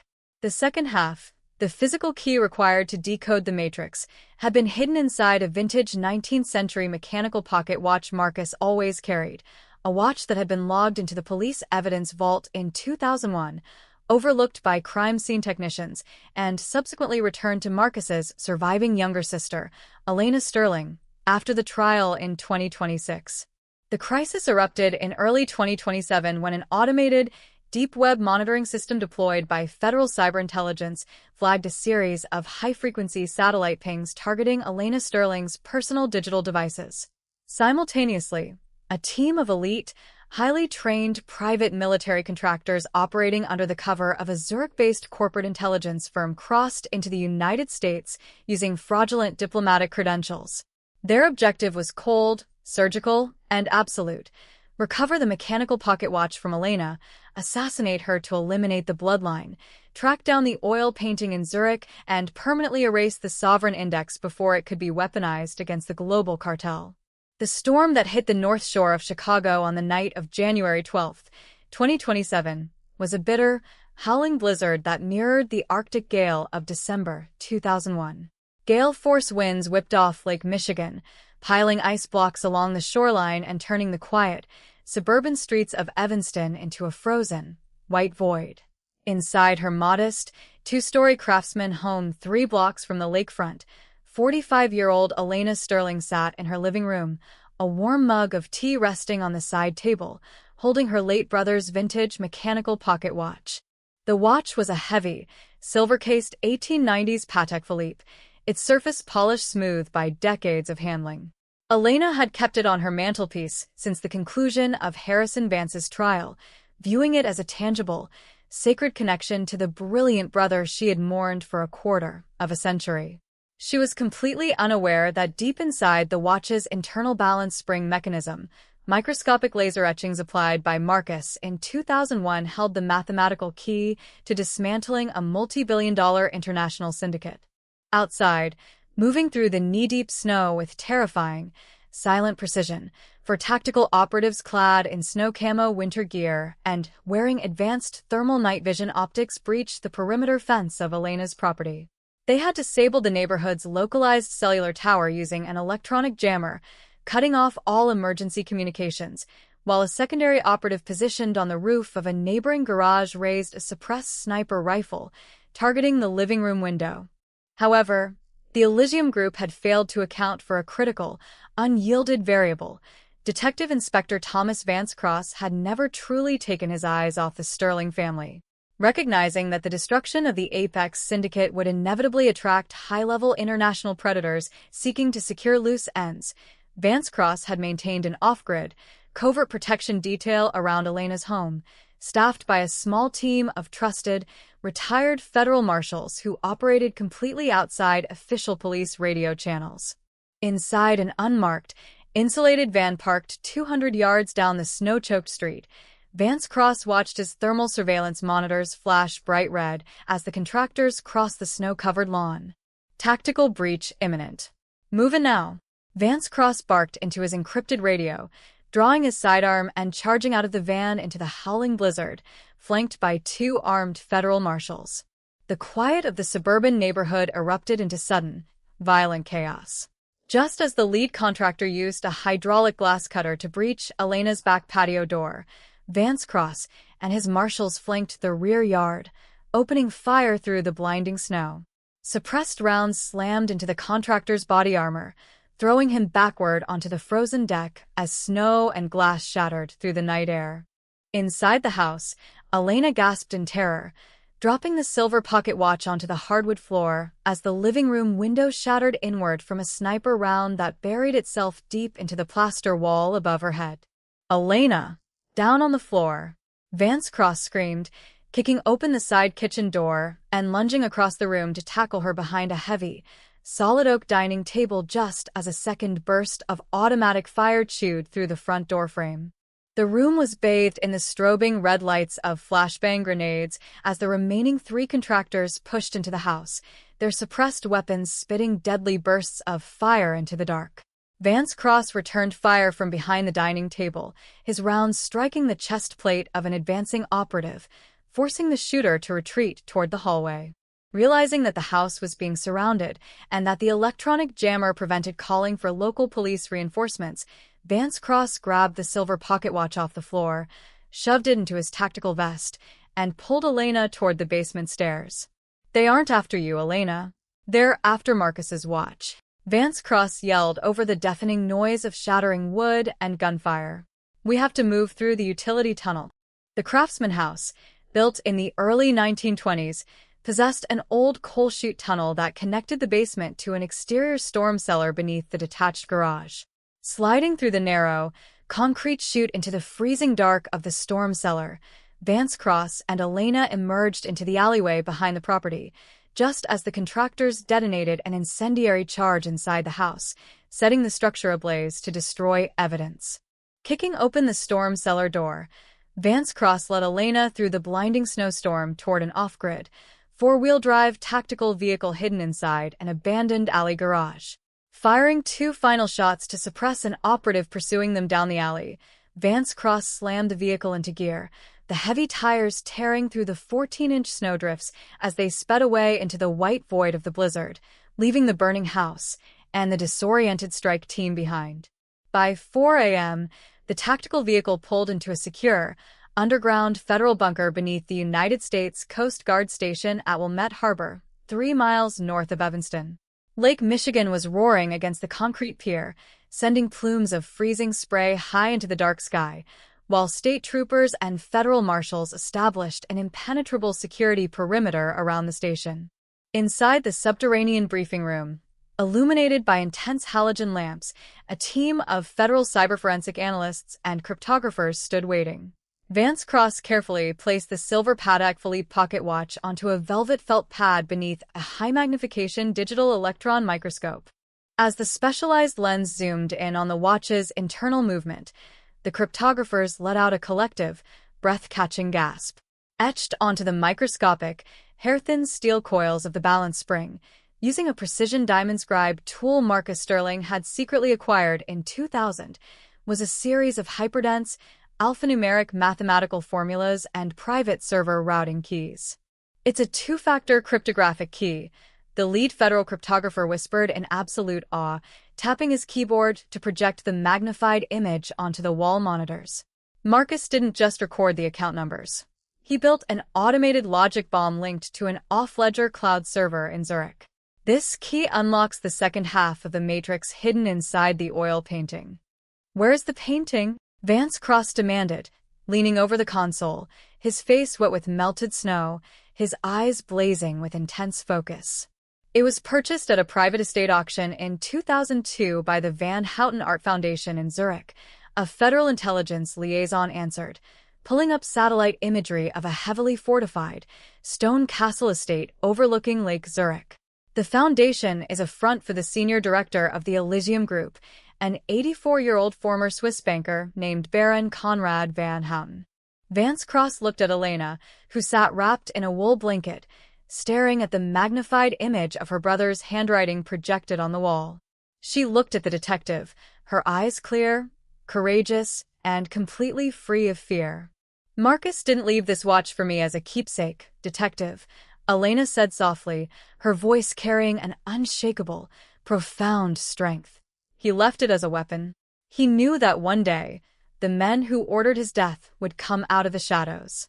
Finish it. Finish what my brother started." 18 hours later, a joint strike operation executed under top-secret international judicial warrants was launched simultaneously in Chicago and Zurich. Recognizing that standard extraditions would be stalled for years by Swiss corporate lawyers, the United States Attorney General worked directly with specialized Swiss federal police tactical units to execute an emergency raid on the Van Houten estate under international anti-terrorism and racketeering statutes. At 10 p.m. Swiss time, as a torrential rain swept across Lake Zurich, Swiss tactical helicopters descended onto the grounds of the Van Houten Castle, while federal agents led by Vance Cross, carrying the digitized cryptographic key extracted from the pocket watch, entered the private gallery under heavy armed escort. Baron Conrad van Houten, surrounded by his private legal team, sat in a leather armchair in the center of the vaulted gallery, staring with cold, aristocratic disdain at the advancing federal agents. Hanging on the mahogany wall behind him was Marcus Sterling's 1999 oil painting, a striking, moody landscape depicting the winter skyline of Chicago as seen from the freezing shore of Lake Michigan. "You are trespassing on sovereign private property, Inspector," Van Houten said, his voice smooth, cultured, and ice-cold. "Your American warrants have no standing in this room. That painting is a private art asset. You will not touch it." Vance Cross did not argue. He did not present legal paper. He stepped past the lawyers, approached the painting, and pulled a specialized infrared laser scanner from his coat. He aimed the laser directly at the lower right corner of the hand-carved mahogany frame. The laser beam hit a microscopic optical sensor embedded beneath the wood varnish. Vance Cross pressed a key on a portable terminal, transmitting the alphanumeric sequence extracted from Marcus's watch directly into the frame's hidden receiver. Click. A tiny, spring-loaded compartment built inside the thick mahogany frame popped open with a sharp, mechanical snap. Inside lay an ultradense, custom optical storage chip, the second half of the Sovereign Index. Vance Cross extracted the chip, inserted it into a secure terminal, and initiated the master upload. Across the gallery's high-definition security monitors, millions of lines of unredacted financial data, offshore routing numbers, illegal defense contracts, and political bribery receipts began streaming in real time directly to the servers of the United States Department of Justice, Interpol, and the European Union Financial Intelligence Unit. Van Houten's face turned from aristocratic arrogance to a pale, terrifying mask of absolute, paralyzing horror. He watched in complete silence as 40 years of dark global power, political blackmail, and offshore immunity vanished into thin air, replaced by automated, international arrest warrants generating across 6 time zones. Vance Cross turned to face the old Baron, holding up his badge as Swiss tactical officers stepped forward to apply heavy steel handcuffs to the billionaire's wrists. Marcus Sterling sent his regards, Baron. Vance Cross said, his voice low, steady, and cold as the Lake Michigan wind. The audit is finally complete. The global fallout from the recovery of the Sovereign Index was the largest, most devastating anti-corruption sweep in modern world history. Within 72 hours of the Zurich raid, 32 high-ranking political figures, defense contractors, and offshore banking executives across 7 countries were taken into custody, their shadow accounts permanently frozen, their corporate assets seized, and their political empires brought to a catastrophic, humiliating end. The Elysium Group was permanently liquidated, its vast, stolen capital converted into international restitution funds for victims of corporate fraud, environmental crimes, and political violence across the globe. 6 months later, in the summer of 2027, the city of Chicago dedicated a new, state-of-the-art forensic science research facility at the University of Illinois Chicago, named the Marcus and Elena Sterling Center for Forensic Justice. The center, fully funded by seized Apex and Elysium assets, was established to provide free, cutting-edge DNA and digital forensic analysis for cold case homicide investigations across the United States. On a warm, golden evening in August 2027, Detective Inspector Thomas Vance Cross stood beside Elena Sterling on the Gold Coast Riverwalk, looking out over the sparkling, calm waters of Lake Michigan. Beside them stood the bronze statue of Marcus Sterling, its surface gleaming under the warm summer sun. Elena reached into her coat and pulled out the silver Patek Philippe pocket watch. Its internal movement had been lovingly restored by a master watchmaker, its tick-tick-tick sounding clear, steady, and peaceful in the quiet evening air. She looked at Vance Cross, then gently set the watch down at the base of her brother's statue, beside the granite block carved with his immortal words. "It's time for it to rest, Thomas," Elena said softly, her eyes filled with a deep, radiant, and everlasting peace. "He did his job. He saved us all." Vance Cross nodded, taking a slow, deep breath of the cool lake breeze. The 25-year blizzard was over. The sterile crime scene was redeemed. The master drive was secure. The Sovereign Index was closed. And in the quiet, warm sunshine of a free city, the ghost of Marcus Sterling was finally, perfectly, and eternally at home. The global exposure of the Sovereign Index and the dismantling of the Elysium Group in the summer of 2027 were hailed across the international legal community as the definitive, ultimate chapter of the Sterling saga.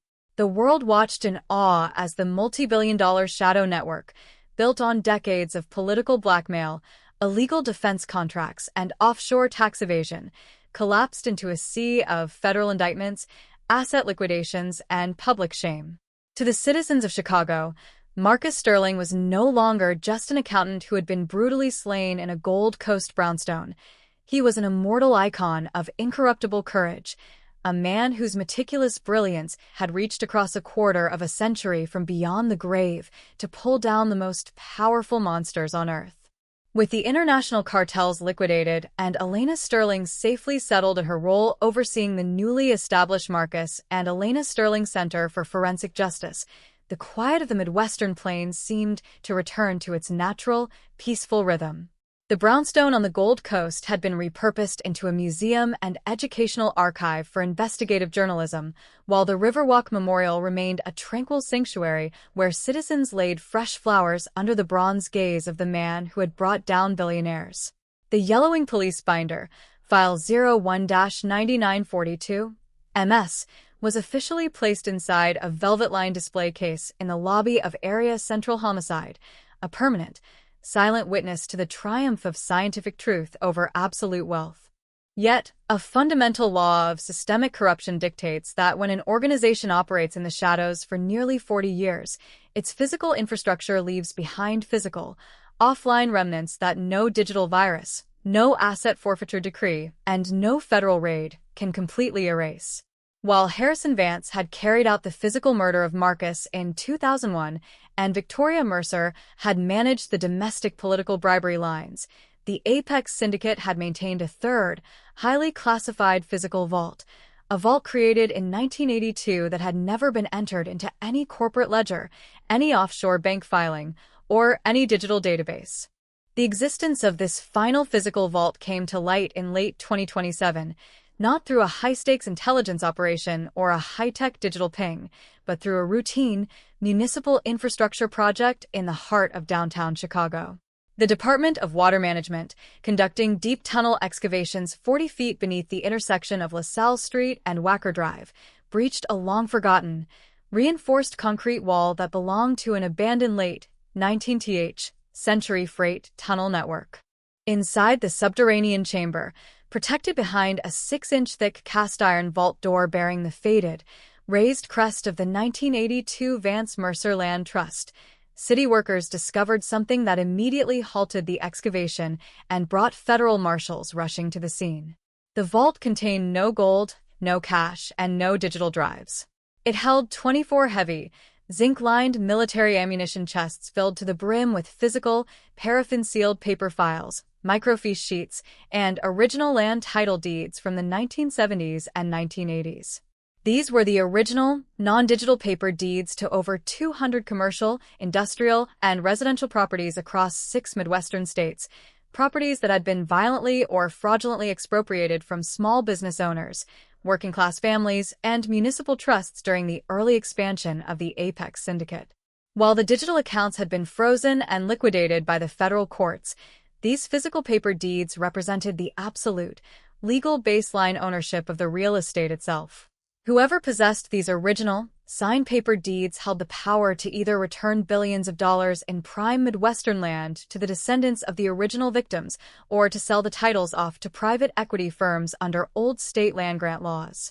The discovery sent immediate, silent shockwaves through the legal and financial establishment. The city marshals assigned to guard the underground site were immediately targeted by covert surveillance teams, and within 48 hours of the vault's breach, 2 high-priced corporate law firms representing anonymous offshore entities filed emergency injunctions in the Cook County Circuit Court, attempting to seize the zinc chests before federal forensic teams could catalog their contents. Inspector Thomas Vance Cross, now serving as the chief investigator for the state attorney general's cold case task force, stood inside the damp, dimly lit subterranean vault beneath LaSalle Street, his tactical flashlight sweeping across the rows of zinc chests. Beside him stood Elena Sterling, her face reflecting the stark, halogen glare of the mobile work lights set up by the forensic team. "They aren't done, Thomas," Elena said softly, her voice echoing off the damp concrete walls. Harrison Vance and the Mercer family didn't just steal money from foundations. They stole the ground beneath people's feet. These files are the blood deeds of Chicago. "They're the final debt, Elena," Vance Cross replied, his eyes fixed on a heavy zinc chest stamped with the year 1981. "And we're going to pay every single cent back to the people it was stolen from." The operation to catalog, verify, and legally restore the property deeds contained inside the LaSalle Street vault became known as Operation Restoration. Working in absolute secrecy inside a heavily guarded, climate-controlled archive at the University of Illinois Chicago, a specialized team of forensic archivists, land title historians, and federal prosecutors began the painstaking task of unsealing the paraffin wax documents. As the team broke the red wax seals on the 1981 ledgers, they uncovered a dark, heartbreaking map of human suffering that laid bare the true cost of the Apex Syndicate's rise to power. The files detailed how Harrison Vance and Victor Mercer had systematically used staged fires, forged tax liens, corrupt building inspectors, and physical threats to drive hundreds of families out of neighborhoods like Fulton Market, Pilsen, and the South Loop during the real estate booms of the late 20th century. Among the documents was a specific file that brought a profound, heavy silence to the archive room. The original 1988 land deed to the Gold Coast brownstone where Marcus Sterling had lived and died. The deed revealed that the brownstone had originally belonged to an elderly, independent accountant named Arthur Sterling, Marcus's grandfather, who had been forced into fraudulent bankruptcy by Vance's lawyers in 1989.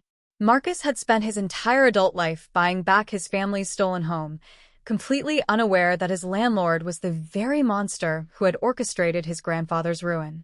He didn't just buy that house because he liked the architecture, Thomas, Elena whispered, holding the fragile 1988 deed in her trembling hands as tears filled her eyes. Marcus was trying to reclaim our family's history. He was fighting Harrison Vance before he even knew what the Apex Syndicate was. And now we finish the fight for him, Elena, Vance Cross said, his voice firm, steady, and filled with an unshakable resolve. However, the shadow entities seeking to prevent the public disclosure of the land deeds were not going to allow billions of dollars in prime real estate to be handed over to working-class families without a final, desperate battle. The offshore entities contesting the vault's contents were being directed by a covert legal consortium funded by the surviving, non-indicted silent partners of the Apex Network, men who had avoided criminal charges during the 2026 trials by hiding behind multi-layered corporate proxies. Recognizing that they could not win the legal battle in open court once the deeds were fully cataloged and presented to the judge, the consortium hired an elite team of corporate saboteurs to execute a quiet, catastrophic wipe of the archive. On a stormy night in October 2027, as a heavy autumn rain lashed against the windows of the University Research Building, 3 operatives disguised as environmental hazard technicians breached the building's basement filtration system, attempting to flood the vault with high-grade industrial solvents that would melt the fragile 1980s paper and paraffin seals into useless slurry within minutes. The sabotage attempt unfolded with terrifying speed. At 1:30 a.m., the building's automated fire suppression alarms were silenced by a hardware bypass installed by the operatives in the central electrical room. The 2 university security guards on duty were quietly neutralized with compressed air tranquilizer darts, and the operatives began hauling heavy liquid chemical canisters into the high-security document room where the 24 zinc chests were stored. However, Inspector Vance Cross, who had maintained a personal, off-grid surveillance post inside the building's upper observation gallery, caught the subtle voltage drop on his private monitor as the security systems were bypassed. Drawing his suppressed service weapon, Vance Cross moved silently down the concrete stairwell, signaling his partner, Detective Miller, the veteran investigator who had assisted in the Sydney cold case operations, who was patrolling the exterior perimeter. As the lead operative raised a pressurized hose to spray the industrial solvent onto the open document tables, Vance Cross kicked open the heavy double doors of the archive, his voice ringing out loud and clear through the sterile room. Federal officers, drop the equipment. Hands on your heads. The lead operative turned violently, drawing a suppressed pistol from beneath his hazard suit and opening fire. The high-velocity rounds slammed into the reinforced doorframe, sending plaster dust and wood splinters flying through the air. Vance Cross returned fire instantly, his rounds striking the operative's shoulder and spinning him to the floor, spilling a chemical canister onto the concrete tiles. The second operative lunged toward the main document table with an incendiary road flare, attempting to ignite the chemical fumes and burn the archive to the ground. But Detective Miller burst through the side emergency exit, tackling the operative to the floor in a flurry of punches, forcing the lit flare away from the paper ledgers and stomping it out beneath his heavy steel-toed boot. The third operative fled through the rear loading dock into the pouring autumn rain, where a fleet of responding Chicago Police Department cruisers cut off all escape, trapping the operative against the high iron security fence. Within 4 minutes, all 3 saboteurs were in heavy steel handcuffs, their chemical equipment seized, and their encrypted satellite communication devices secured by federal evidence technicians. The digital analysis of the operatives' communication devices yielded the final, conclusive victory. The satellite pings traced directly back to the private legal offices of 3 high-profile corporate defense attorneys who had represented Harrison Vance and the Mercer conglomerate during the 2026 trials. The attorneys were arrested before sunrise, charged with conspiracy, obstruction of justice, and attempted destruction of state evidence, permanently shattering the final legal defense team of the Apex network. 6 months later, in the spring of 2028, the state of Illinois passed the landmark Marcus Sterling Property Restitution and Land Justice Act, the most comprehensive property rights restoration law in American history. Under the terms of the legislation, the physical deeds recovered from the LaSalle Street Vault were used to establish the Midwest Community Land Trust. Over $1.8 billion in commercial, industrial, and residential real estate was legally stripped from the corporate proxies of the Apex Syndicate and permanently transferred to the descendants of the original victims, local community development boards, and nonprofit housing cooperatives. Hundreds of families whose parents and grandparents had been fraudulently driven from their homes in the 1970s and 1980s received full legal title to their ancestral properties, along with financial compensation paid out from the liquidated personal estates of Harrison Vance, Victor Mercer, and their co-conspirators. The Gold Coast brownstone where Marcus Sterling had lived, worked, and died was legally deeded in perpetuity to the Marcus and Elena Sterling Center for Forensic Justice, ensuring that the house would forever stand as a public monument to truth, justice, and community resilience. On a warm, beautiful morning in June 2028, a final public ceremony was held at the Gold Coast brownstone to mark the complete execution of the Restitution Act.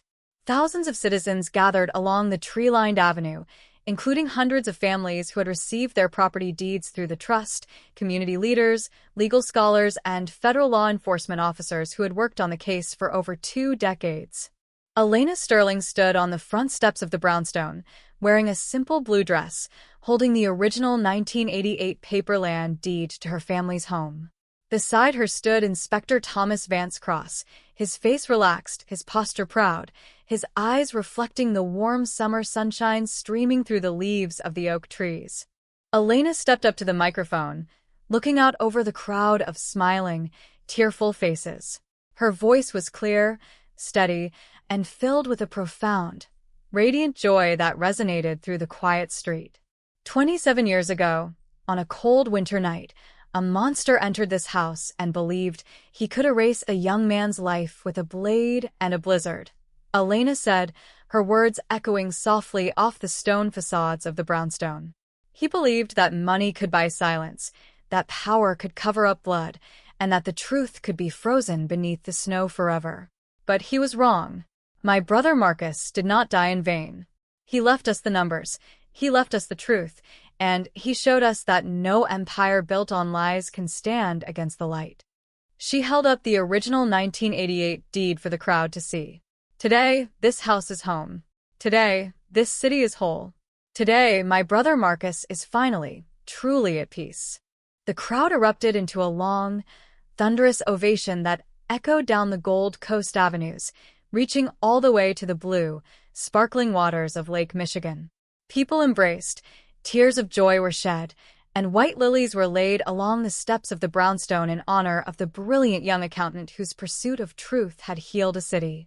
That evening, as the setting sun painted the Chicago skyline in breathtaking shades of gold, rose, and deep purple, Inspector Thomas Vance Cross walked along the Gold Coast Riverwalk alone.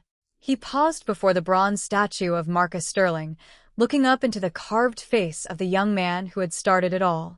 The river was calm, reflecting the twinkling lights of the city towers above. The air was warm, sweet, and filled with the gentle, soothing sounds of the summer night. The cold case labeled 01-9942, MS was no longer just a solved police binder, a sensational legal victory, or a historical document. It had become an eternal, immortal parable of hope, a stark, unforgettable proof that no matter how deep the blizzard, how powerful the killer, or how long the night, the light of truth will always break through the dark, warm the earth, and bring the innocent home. Vance Cross took a long, quiet breath of the cool lake breeze, smiled at the bronze statue, and walked slowly down the riverwalk into the bright, beautiful, and unwritten future. The warm summer breeze of 2028 drifted softly across the Gold Coast Riverwalk, carrying with it the fragrant scent of blooming linden trees and the gentle, rhythmic lap of Lake Michigan's blue waters against the stone embankment. The grand execution of the Marcus Sterling Property Restitution and Land Justice Act had drawn to a triumphant close, leaving the city of Chicago transformed. Over $1.8 billion in real estate had been returned to the working-class families and community trusts from whom it had been stolen decades prior. Harrison Vance was serving out his life sentence in a federal maximum security facility. The Apex Syndicate was a dismantled ruin of historical infamy, and the Sovereign Index had permanently dismantled the international cartels that sought to weaponize offshore wealth. To the legal scholars, police historians, and citizens who walked past the bronze statue of Marcus Sterling every afternoon, the story was finished. It was a rare, pristine victory where every victim had been recognized, every criminal unmasked, and every dark vault open to the light.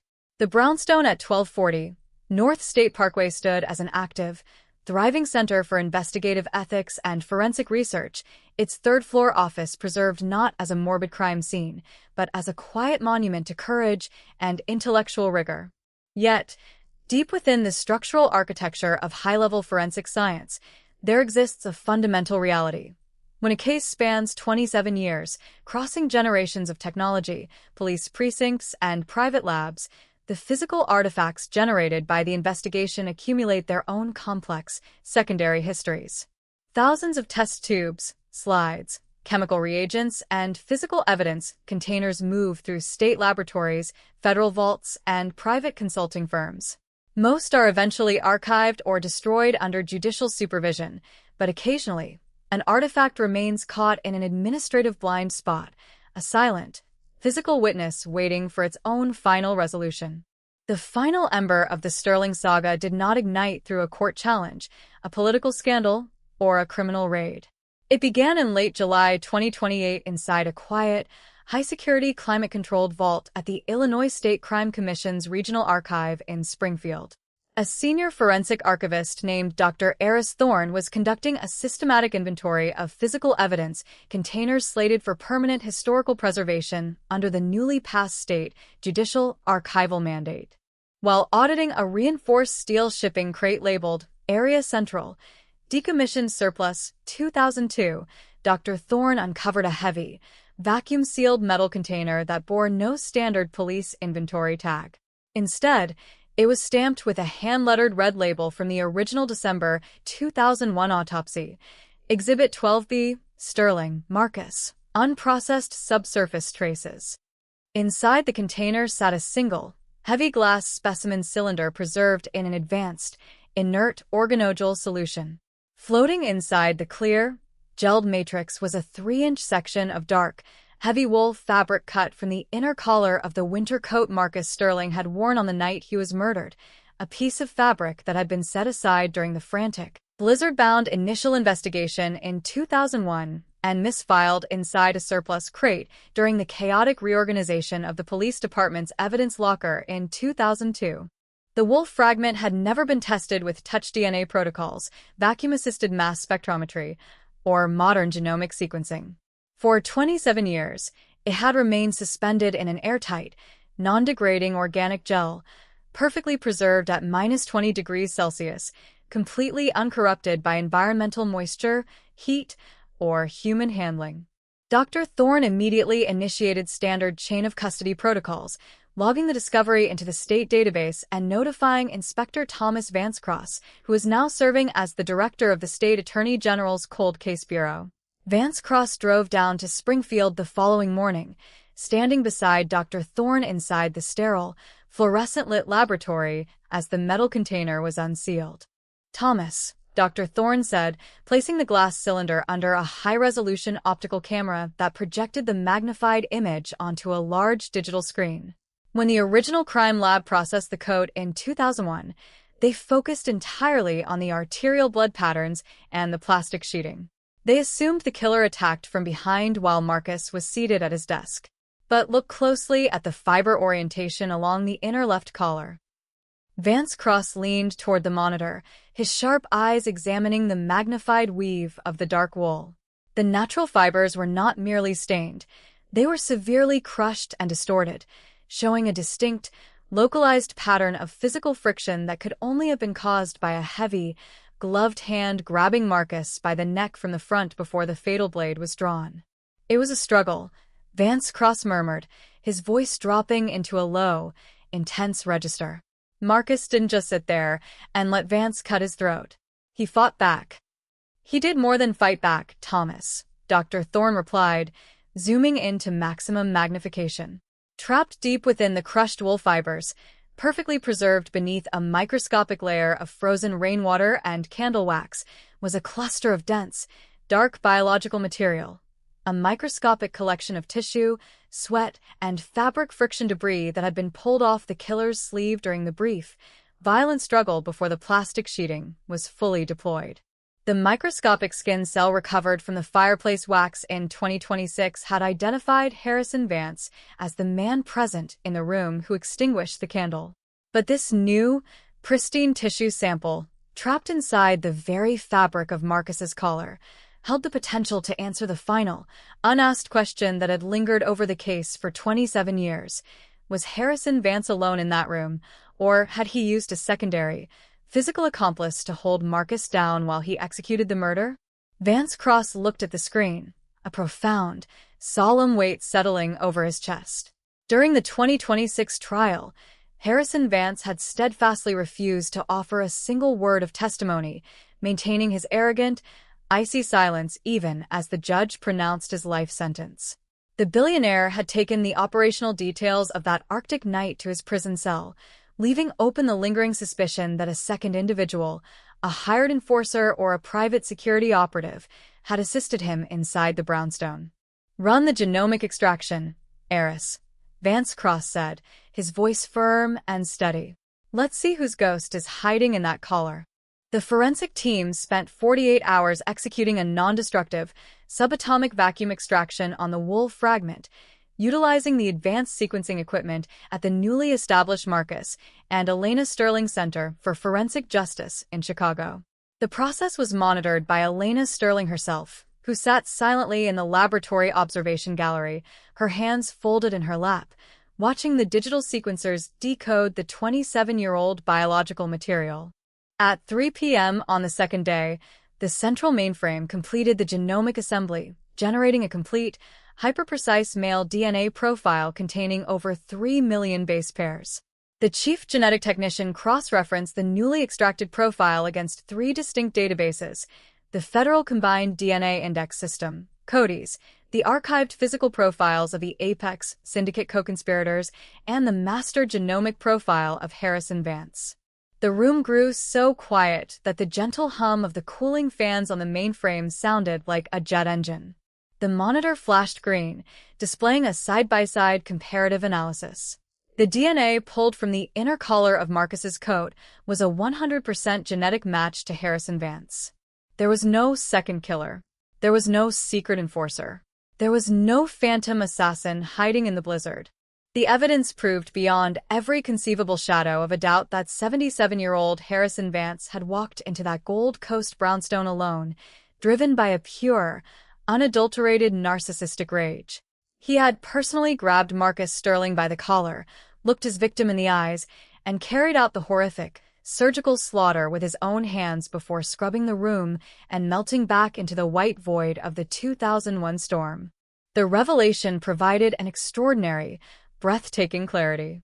It stripped away the final, lingering myth of a complex, multi-layered conspiracy of hitmen and corporate operatives inside the house. It reduced the murder to its absolute, raw truth, A confrontation between two men, one driven by an insatiable, corrupt vanity, and the other armed only with his integrity, his intelligence, and an unyielding refusal to compromise with evil. Elena Sterling walked down from the observation gallery into the main laboratory floor. She stood before the digital screen showing the matching genomic profiles, tears filling her eyes. Not tears of sorrow or horror, but tears of absolute, transcendent relief. "He fought him, Thomas," Elena whispered, her voice filled with a quiet, radiant pride. "My brother didn't die as a passive victim sitting at a desk. He looked that monster in the face. He fought for his life, and even in his final seconds, he made sure the killer left behind the very evidence that would tear his empire down." Vance Cross stepped up beside her, laying a warm, reassuring hand on her shoulder. "Marcus won every single round of this fight, Elena. From the second he opened that first fraudulent ledger in 2001 to this very room today." The following week, Inspector Vance Cross traveled to the United States Penitentiary in Terre Haute, Indiana. The sky was clear, a bright, pale blue stretched out over the flat Midwestern landscape. Inside the high-security non-contact visitation room, separated by a thick panel of bulletproof glass, sat 84-year-old Harrison Vance. The former billionaire looked small, frail, and hollow, dressed in a coarse orange prison jumpsuit. His once immaculate silver hair was unkempt, his manicured hands were spots of age and tremor, and his pale blue eyes carried the dull, vacant stare of a man whose monuments had all been pulled down to dust. His vast fortune was gone, his name had been erased from public buildings, his legal appeals had all been exhausted, and his family legacy was a permanent, national disgrace. Vance picked up the black plastic telephone receiver with a trembling hand, staring across the glass at the detective who had spent a decade bringing him to justice. "Why are you here, Inspector?" Vance asked, his voice a raspy, dry rattle that barely carried through the earpiece. "Have you come to gloat over an old man dying in a cage? Is there another museum you want to take from me?" Vance Cross picked up his receiver, his posture straight, his expression calm, measured, and entirely free of malice or anger. He pulled a single, printed document from his jacket pocket and pressed it flat against the bulletproof glass. It was the certified forensic report from the Marcus and Elena Sterling Center, displaying the 100% DNA match pulled from the collar wool. "I didn't come to gloat, Harrison," Vance Cross said softly, his voice echoing clearly in the old man's ear. "I came to close the physical book. We found Exhibit 12B in Springfield. We tested the wool on Marcus's collar." Harrison Vance's pale eyes widened slightly, his breath catching in his throat as his gaze scanned the forensic diagrams on the paper. "He grabbed your wrist, Harrison," Vance Cross continued, his tone cold, surgical, and absolute. "When you grabbed his coat, Marcus fought back. He pulled the tissue off your arm. He forced you against the mantelpiece where you shed the cell into the wax, and he ensured that no matter how much plastic sheeting you laid down, no matter how much solvent you used, and no matter how heavy the blizzard was outside, you would leave your signature on his body." Harrison Vance stared at the paper for a long, agonizing minute. The final illusion of his criminal perfection, the belief that he had executed a flawless, masterstroke murder that was only undone by decades of unpredictable futuristic technology, was completely, violently shattered. He realized that he had not been a brilliant, untouchable mastermind outsmarted by computers. He had been a sloppy, frantic killer whose victim had outmaneuvered him in the dark while bleeding to death on the floor. A heavy, broken sigh escaped the old man's lips. His shoulders slumped forward, his head bowed, and for the first time since his arrest in 2026, the arrogant, cold mask of Harrison Vance completely crumbled. He set the telephone receiver down onto the metal cradle without saying another word, turned his back to the glass, and shuffled slowly out of the visitation room, escorted by 2 correctional officers into the silent, gray corridors of the prison. Vance Cross watched him leave, then picked up his leather briefcase, walked out of the facility into the bright, warm sunshine, and drove back toward Chicago. On October 18, 2028, the exact 27-year anniversary of the night Marcus Sterling died, a final, Private ceremony was held in the quiet courtyard behind the brownstone at 1240 North State Parkway. The crisp autumn air was filled with a sweet, dry scent of fallen maple leaves and wood smoke. A small group gathered in the courtyard: Elena Sterling, Inspector Thomas Vancecross, Detective James Miller, Dr. Eris Thorne, and several young forensic scholars from the university. In the center of the brick courtyard stood a newly planted white oak tree, its deep green leaves turning a brilliant, fiery scarlet in the autumn sun. At the base of the oak tree sat a simple, polished granite bench facing the Riverwalk. Embedded into the center of the bench was a small, bronze plaque that carried no mention of Harrison Vance, the Apex Syndicate, or the 27-year cold case file.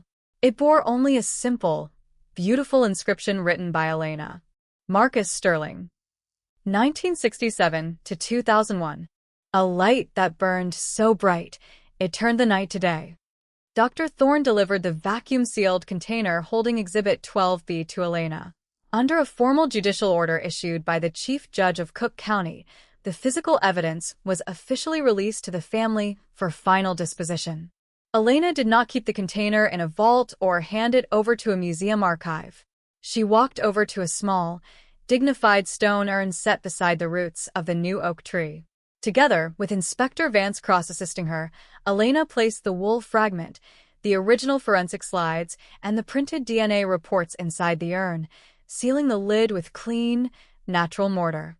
They buried the urn deep within the rich, fertile earth beneath the oak tree, returning the final physical remnants of that dark December night to the ground, where they were transformed into nourishment for a living, growing tree that would stand in the sunshine for 100 years.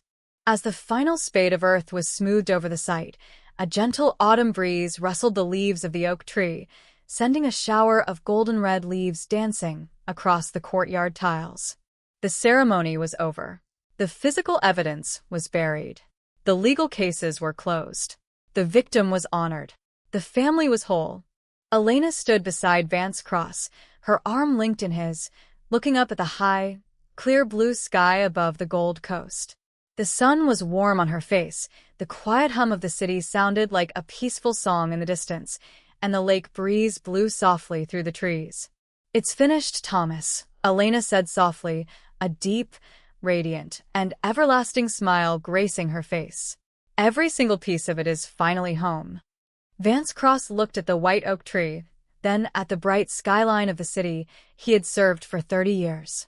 He took a long, deep, and peaceful breath of the crisp autumn air, feeling the weight of 27 years lift completely off his shoulders, floating away into the clear, endless sky like a fallen leaf on the wind.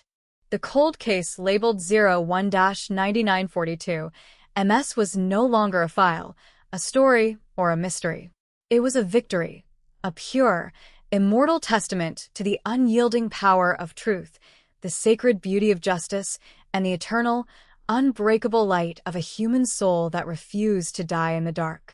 The crisp, serene autumn of 2028 turned slowly into a mild, golden winter along the shores of Lake Michigan. The burial of Exhibit 12B beneath the roots of the white oak tree in the brownstone courtyard had provided an absolute, spiritual conclusion to the long ordeal of the Sterling family.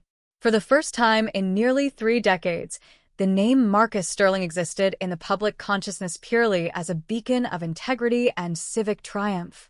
The Marcus and Elena Sterling Center for Forensic Justice was operating at full capacity, utilizing state-of-the-art genomic sequencing to quietly resolve cold cases across the Midwest, while the Midwest Community Land Trust continued its work, placing reclaimed riverfront properties into the hands of local families and nonprofit cooperatives. To Inspector Thomas Vancecross, now retired from active field operations and serving as a senior advisor to the state attorney general, the world had finally settled into its rightful alignment. The brownstone at 1240 North State Parkway was a place of vibrant intellectual life. The Riverwalk Memorial was a tranquil sanctuary, and the legacy of Harrison Vance was a withered, decaying footnote inside a federal penitentiary cell in Indiana. The long, brutal blizzard that had begun on December 18, 2001, was definitively, permanently over. Yet, A fundamental law of long-standing systemic corruption dictates that when an empire as vast and deeply entrenched as the Apex Syndicate is dismantled, the physical and financial collateral does not simply vanish into thin air. While the domestic property deeds had been restored through the LaSalle Street Vault and the international laundering accounts of the Elysium Group had been erased by the Sovereign Index, there remained a single, overlooked administrative anomaly in the historical banking records of the state of Illinois, an anomaly that had sat dormant, untouched, and unindexed in an automated server bank in downtown Springfield since November 1999. The anomaly did not surface through a criminal investigation, a high-stakes intelligence leak, or an anonymous tip. It emerged during a routine digital migration executed by the Illinois Department of Financial and Professional Regulation, which was updating its legacy 1990s banking ledgers to modern, quantum-encrypted cloud servers. The system flagged an inactive, off-ledger trust account registered under the name, the St. Jude Maritime Foundation, 1999. The account carried no modern Social Security numbers or active corporate tax IDs, but it held an unliquidated cash balance of $42 million, generating automated interest pings that had been silently routed to a dormant escrow account inside a private bank in Geneva for 27 years. When state auditors pulled the original 1999 paper incorporation documents from the state archives to identify the trust's true beneficial owners, they discovered a signature that made the lead auditor's blood run cold. The trust had been established on November 12, 1999, by Arthur Sterling, Marcus Sterling's grandfather, just weeks before his forced, fraudulent bankruptcy engineered by Harrison Vance's lawyers. But the secondary, contingent beneficiary listed on the charter was not Marcus or Elena. It was an organization that had ceased to exist in 1980, the St. Jude Children's Convalescent Home of Cornwall-on-Hudson, New York. The discovery of the $42 million St. Jude Trust reached Inspector Vance Cross on a quiet Tuesday morning in January 2029. He drove down to the Department of Financial and Professional Regulation in Springfield, meeting with lead state auditor Sarah Jenkins inside a secure, glass-walled conference room overlooking the Capitol grounds.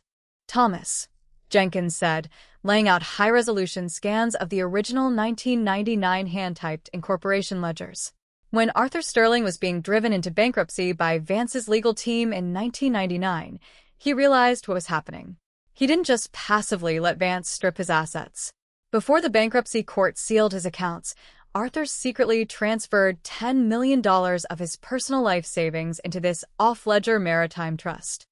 Vance Cross leaned over the table, examining his grandfather-in-law's precise, old-fashioned cursive signature at the bottom of the parchment. Why did he list a defunct sanatorium in upstate New York as the contingent beneficiary? Because Arthur Sterling knew Dr. Evelyn Sterling, Jenkins replied, pulling a secondary file from her briefcase. Your wife's grandmother, Evelyn, was Arthur's younger sister. Before she fled to Europe in 1982, Evelyn told her brother Arthur the truth about the secret maternity clinic at St. Jude's. Arthur set this money aside as an untouchable, emergency restitution fund for the children born under Project Trinitas, a fund that Harrison Vance and Victor Mercer never discovered during their 30 years of plunder.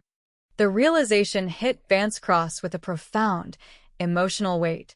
Old Arthur Sterling had not merely been a helpless victim of corporate fraud who died in poverty. Like his grandson Marcus 2 decades later, Arthur had been a quiet, brilliant strategist who used his deep knowledge of financial law to build an unhackable, off-ledger vault right beneath the noses of the men who were destroying him. However, the legal architecture of the 1999 trust contained a strict, mechanical condition clause. Under the terms written by Arthur Sterling, the $42 million could only be dispersed if the surviving legal representative of the Sterling bloodline physically presented the original, hand-carved wooden seal of the St. Jude Maritime Foundation, a 3-inch seal carved from English oak that Arthur had carried with him until his death in 1999. If the wooden seal was not presented to the state trustee before the 30-year statutory deadline of November 12, 2029, the $42 million would automatically escheat to the state treasury, its true history lost forever to administrative liquidation. The search for Arthur Sterling's lost wooden seal began in the winter of 2029, taking Inspector Vance Cross and Elena Sterling back to the cold, historic streets of the West Loop, where Arthur had maintained a modest, two-room accounting office above a vintage tailor shop until his death 30 years prior. The building had long since been renovated into a modern boutique hotel, but the basement storage lockers remained intact, preserved beneath the concrete foundation piers. Working alongside the hotel's historical preservation team, Vance Cross and Elena obtained judicial permission to open Lockbox 14, a dusty, rusted iron trunk that had sat unclaimed in the basement corner since October 1999. Inside the trunk, wrapped in a faded piece of green wool felt and smelling of old paper, lavender, and cedar, lay Arthur Sterling's personal desk effects, his brass reading spectacles, his fountain pens, a collection of hand-drawn blueprints of the Gold Coast brownstone, and resting at the absolute bottom, a small, square box made of quarter-sawn English oak. Elena picked up the box, her hands trembling slightly as she lifted the lid. Inside lay the wooden seal, a pristine, hand-carved block of oak bearing the deeply engraved crest of an anchor intertwined with a white oak branch. Embedded into the side of the wooden seal was a tiny, handwritten paper slip carrying a message written in Arthur's neat script dated October 24, 1999. For Marcus and Elena, what is taken by force must be returned by truth. Trust the wood, honor the blood. Elena held the wooden seal to her chest, tears streaming down her face as she stood in the dim basement light. Her grandfather had left them the final shield, a gift of love preserved in oak that had survived 3 decades of dark corporate warfare.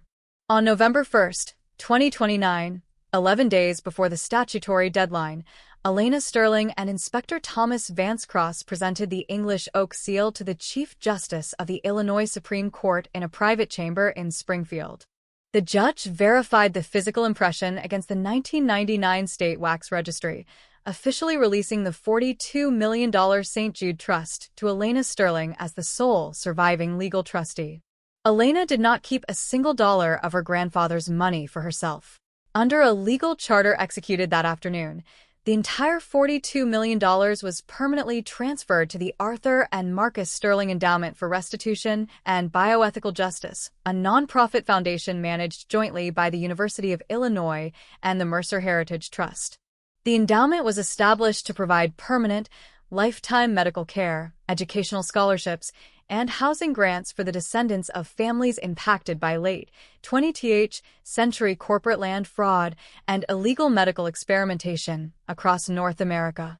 By the spring of 2030, the sky over Chicago was a brilliant, crystal-clear blue, and the waters of Lake Michigan sparkled like a vast field of sapphires under the warm morning sun. A grand public ceremony was held at the Gold Coast Riverwalk to mark the final, complete integration of the Sterling Estate, the LaSalle Street Vault Restitution Fund, and the St. Jude Trust. Thousands of citizens gathered around the bronze statue of Marcus Sterling, including dozens of young scholars and families who had benefited from the endowment. Elena Sterling stood at the podium, flanked by Inspector Vance Cross and Dr. Eris Thorne.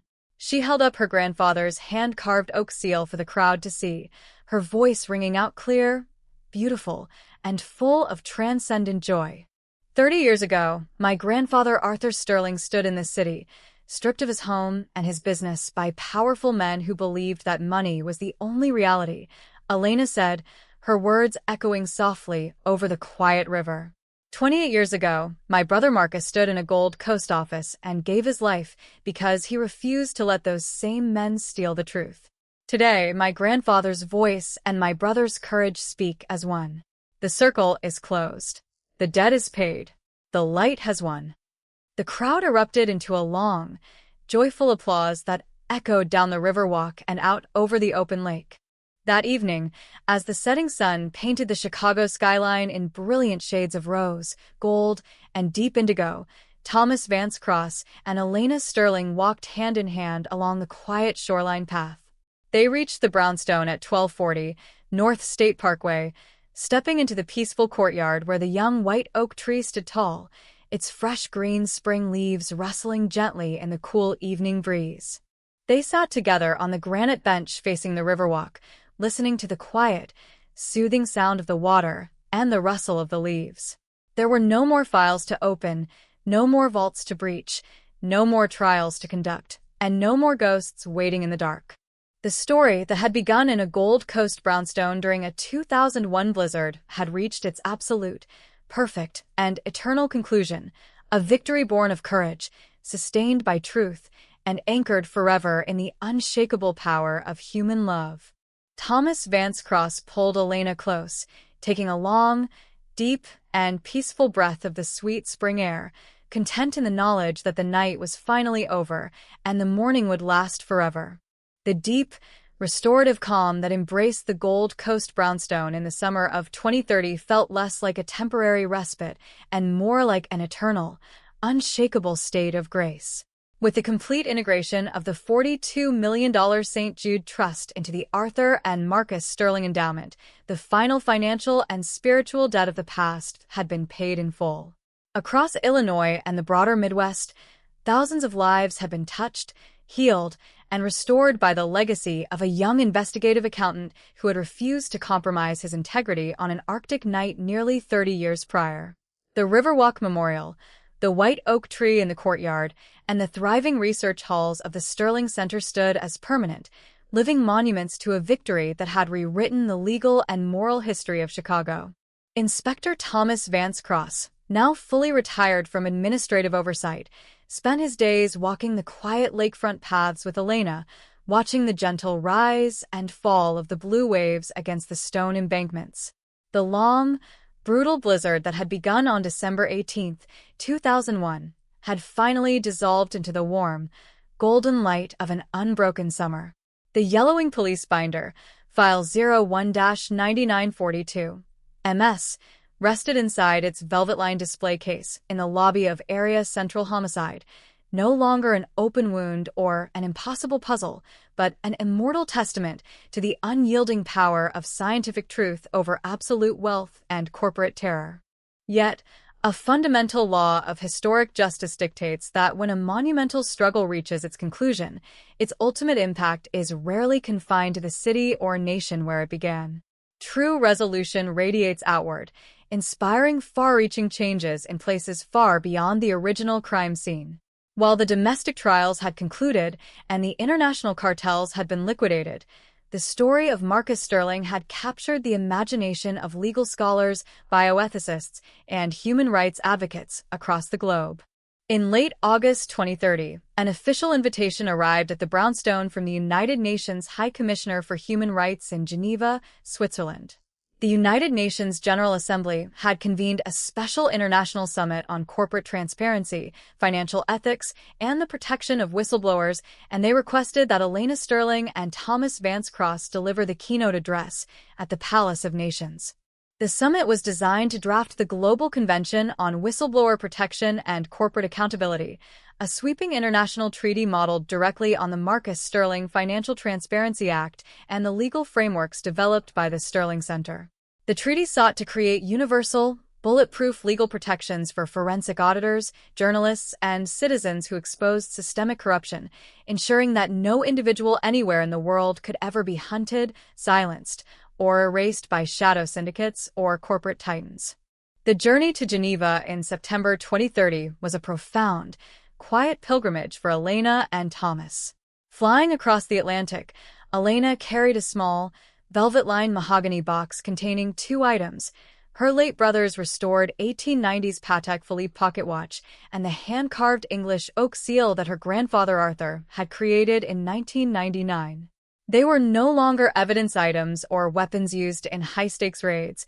They were sacred symbols of a family's unyielding courage and love. On a crisp, sunny afternoon in Geneva, inside the magnificent, high-ceilinged Assembly Hall of the Palace of Nations, delegates from over 180 sovereign nations sat in attentive silence as Elena Sterling stepped up to the central podium. High-definition screens displayed the smiling portrait of Marcus Sterling, alongside images of the Gold Coast Riverwalk Memorial and the white oak tree in Chicago. Elena stood before the global assembly, her posture straight, her voice clear, resonant, and filled with a radiant, quiet authority that held the vast hall in absolute, breath-catching silence. 30 years ago, in a quiet office overlooking a frozen lake, my brother Marcus sat alone in the dark. Elena said, her words translated simultaneously into 6 languages across the assembly floor. He possessed no private armies, no billions in offshore accounts, and no political power. He had only his integrity, his intelligence, and a simple sheet of paper containing the truth. A powerful man entered that room and believed he could erase my brother with a blade and a blizzard. He believed that money could buy silence, that corporate titles could hide blood, and that the shadows would protect him forever. She looked out over the sea of international delegates, her eyes shining with profound pride and eternal peace. That man was wrong. He destroyed my brother's body, but he could not touch his truth. For 25 years, that truth fought its way through ice, through concrete, through dark vaults, and through international cartels, until every lie was exposed and every stolen deed was returned. Today, my brother's voice speaks through your laws. His courage belongs to the world, and his light will guide every brave soul who stands up to darkness in the pursuit of justice. The assembly hall erupted into a thunderous, standing ovation that lasted for nearly 10 minutes. Delegates from every continent rose to their feet, applauding the memory of the young accountant from Chicago whose sacrifice had laid the foundation for a safer, more transparent world. That evening, a formal ceremony was held on the terrace of the Palace of Nations, overlooking the sparkling, moonlit waters of Lake Geneva and the distant, snow-capped peaks of the Swiss Alps. The High Commissioner officially signed the global treaty into law, designating December 18th, the night Marcus Sterling died, as the International Day for Whistleblower Protection and Moral Courage. Before returning to the United States, Thomas Vance Cross and Elena traveled south into the quiet, rolling hills of the Swiss countryside, near the village of Van Houten's former estate. They were not seeking revenge or revisiting old battlegrounds. They came to visit a small, serene public nature reserve that had been created on land seized during the liquidation of the Elysium Group. The reserve was a breathtaking expanse of alpine meadows, ancient oak trees, and crystal-clear streams flowing down toward the lake. In the center of the meadow, overlooking the water, stood a simple, elegant granite monument erected by the local municipality, bearing a bronze plaque inscribed in French, German, and English. The Marcus Sterling Alpine Sanctuary, in memory of Marcus Sterling, 1967 to 2001, whose courage broke the dark and gave light to the world. Elena walked across the soft, green grass of the meadow, setting a small bouquet of white alpine lilies at the foot of the monument. She reached into her coat and pulled out her late brother's pocket watch. She set the heavy silver watch onto the sun-warmed granite block beside the plaque, its mechanical tick-tick-tick sounding steady, rhythmic, and clear in the quiet mountain air. She looked up at the vast blue sky, feeling the cool, sweet alpine breeze on her face, smelling the fragrant wild pines, and feeling an absolute, weightless joy fill her heart. "You did it, Marcus," Elena whispered softly to the mountain wind. "Your name is written in the stars." Thomas Vance Cross stepped up beside her, wrapping his coat around her shoulders against the late afternoon chill. They stood together in silence, watching the setting sun cast a golden-pink glow across the snow-covered peaks of the Alps as the quiet world settled into a peaceful, eternal twilight. By October 2030, Thomas and Elena were back in Chicago. The autumn colors along the Gold Coast had reached their fiery peak, painting the avenues in breathtaking shades of scarlet, gold, and deep amber. On a crisp, sunny afternoon, a small, intimate gathering was held in the courtyard behind the brownstone at 1240 North State Parkway. The white oak tree planted 2 years prior had grown tall and strong, its deep red leaves rustling pleasantly in the lake breeze. Dr. Eris Thorne, Detective James Miller, and the faculty of the Sterling Center stood alongside community members and local families who had received their property deeds through the Restitution Trust. They gathered around the granite bench facing the Riverwalk, enjoying hot cider, sharing stories, and listening to classical piano music playing softly from the brownstone's open windows. There were no speeches, no media cameras, and no formal legal proceedings. It was simply a gathering of friends, family, and a grateful community celebrating a life that had transformed the world. Inspector Thomas Vance Cross sat on the granite bench beside Elena, holding her hand, his eyes watching the calm, blue waters of the Chicago River as it flowed gently out toward Lake Michigan. He looked at the brownstone, at the thriving center, at the smiling faces of the young scholars, and at the bronze statue resting on the Riverwalk. He realized then that the story of Marcus Sterling had completed its extraordinary journey. It had begun as a horror, a grotesque, blizzard-bound murder in a locked Gold Coast brownstone. It had evolved into a mystery, a 25-year cold case driven by forensic innovation and unyielding detective work. It had expanded into a triumph, a historic legal and social revolution that had restored billions to the innocent and brought down global cartels. And now, at long last, it had settled into its true, eternal form, an enduring, peaceful legacy of love, truth, and human goodness. Elena leaned her head gently against Thomas's shoulder, her eyes reflecting the warm, golden rays of the autumn sun setting over the city. "What are you thinking, Thomas?" she asked softly. Thomas smiled, taking a long, quiet, and deeply peaceful breath of the crisp lake air. He squeezed her hand, looking out over the free, beautiful city he had served his entire life. "I'm thinking that the sun is shining, Elena," Thomas replied, his voice calm, clear, and filled with boundless warmth. "And it's never going to set again." The cold case labeled 01-9942 MS was officially closed, its file retired, its secrets revealed, its victim honored, and its memory preserved forever in the bright, unblemished, and eternal light of truth. The gold-tinted twilight of late October 2030 settled over the Gold Coast with a soft, velvet warmth. Lake Michigan stretched toward the eastern horizon like a sheet of dark sapphire, its low, rhythmic swells lapping peacefully against the stone revetment along the Riverwalk. Inside the brownstone at 1240, North State Parkway, the air smelled of beeswax, old paper, and freshly brewed coffee. The high-ceilinged rooms, once choked with the suffocating terror of a cold-blooded murder scene, were now filled with a quiet, steady click of keyboard keys, the soft murmur of legal researchers, and the warm laughter of young scholars working on the lower floors. The brownstone had finally shed its status as a monument of violence, becoming a living sanctuary where truth was curated and human dignity was daily restored. For Inspector Thomas Vance Cross, the transition from relentless field investigator to quiet observer had been as smooth as a hand-planed piece of oak. He sat in a high-backed leather armchair near the library window, a warm mug of black tea resting on the side table, watching Elena's Sterling annotated draft for an upcoming monograph on non-invasive forensic recovery. Her face, once etched with the sharp, paralyzing lines of 25 years of unresolved grief, was calm and luminous.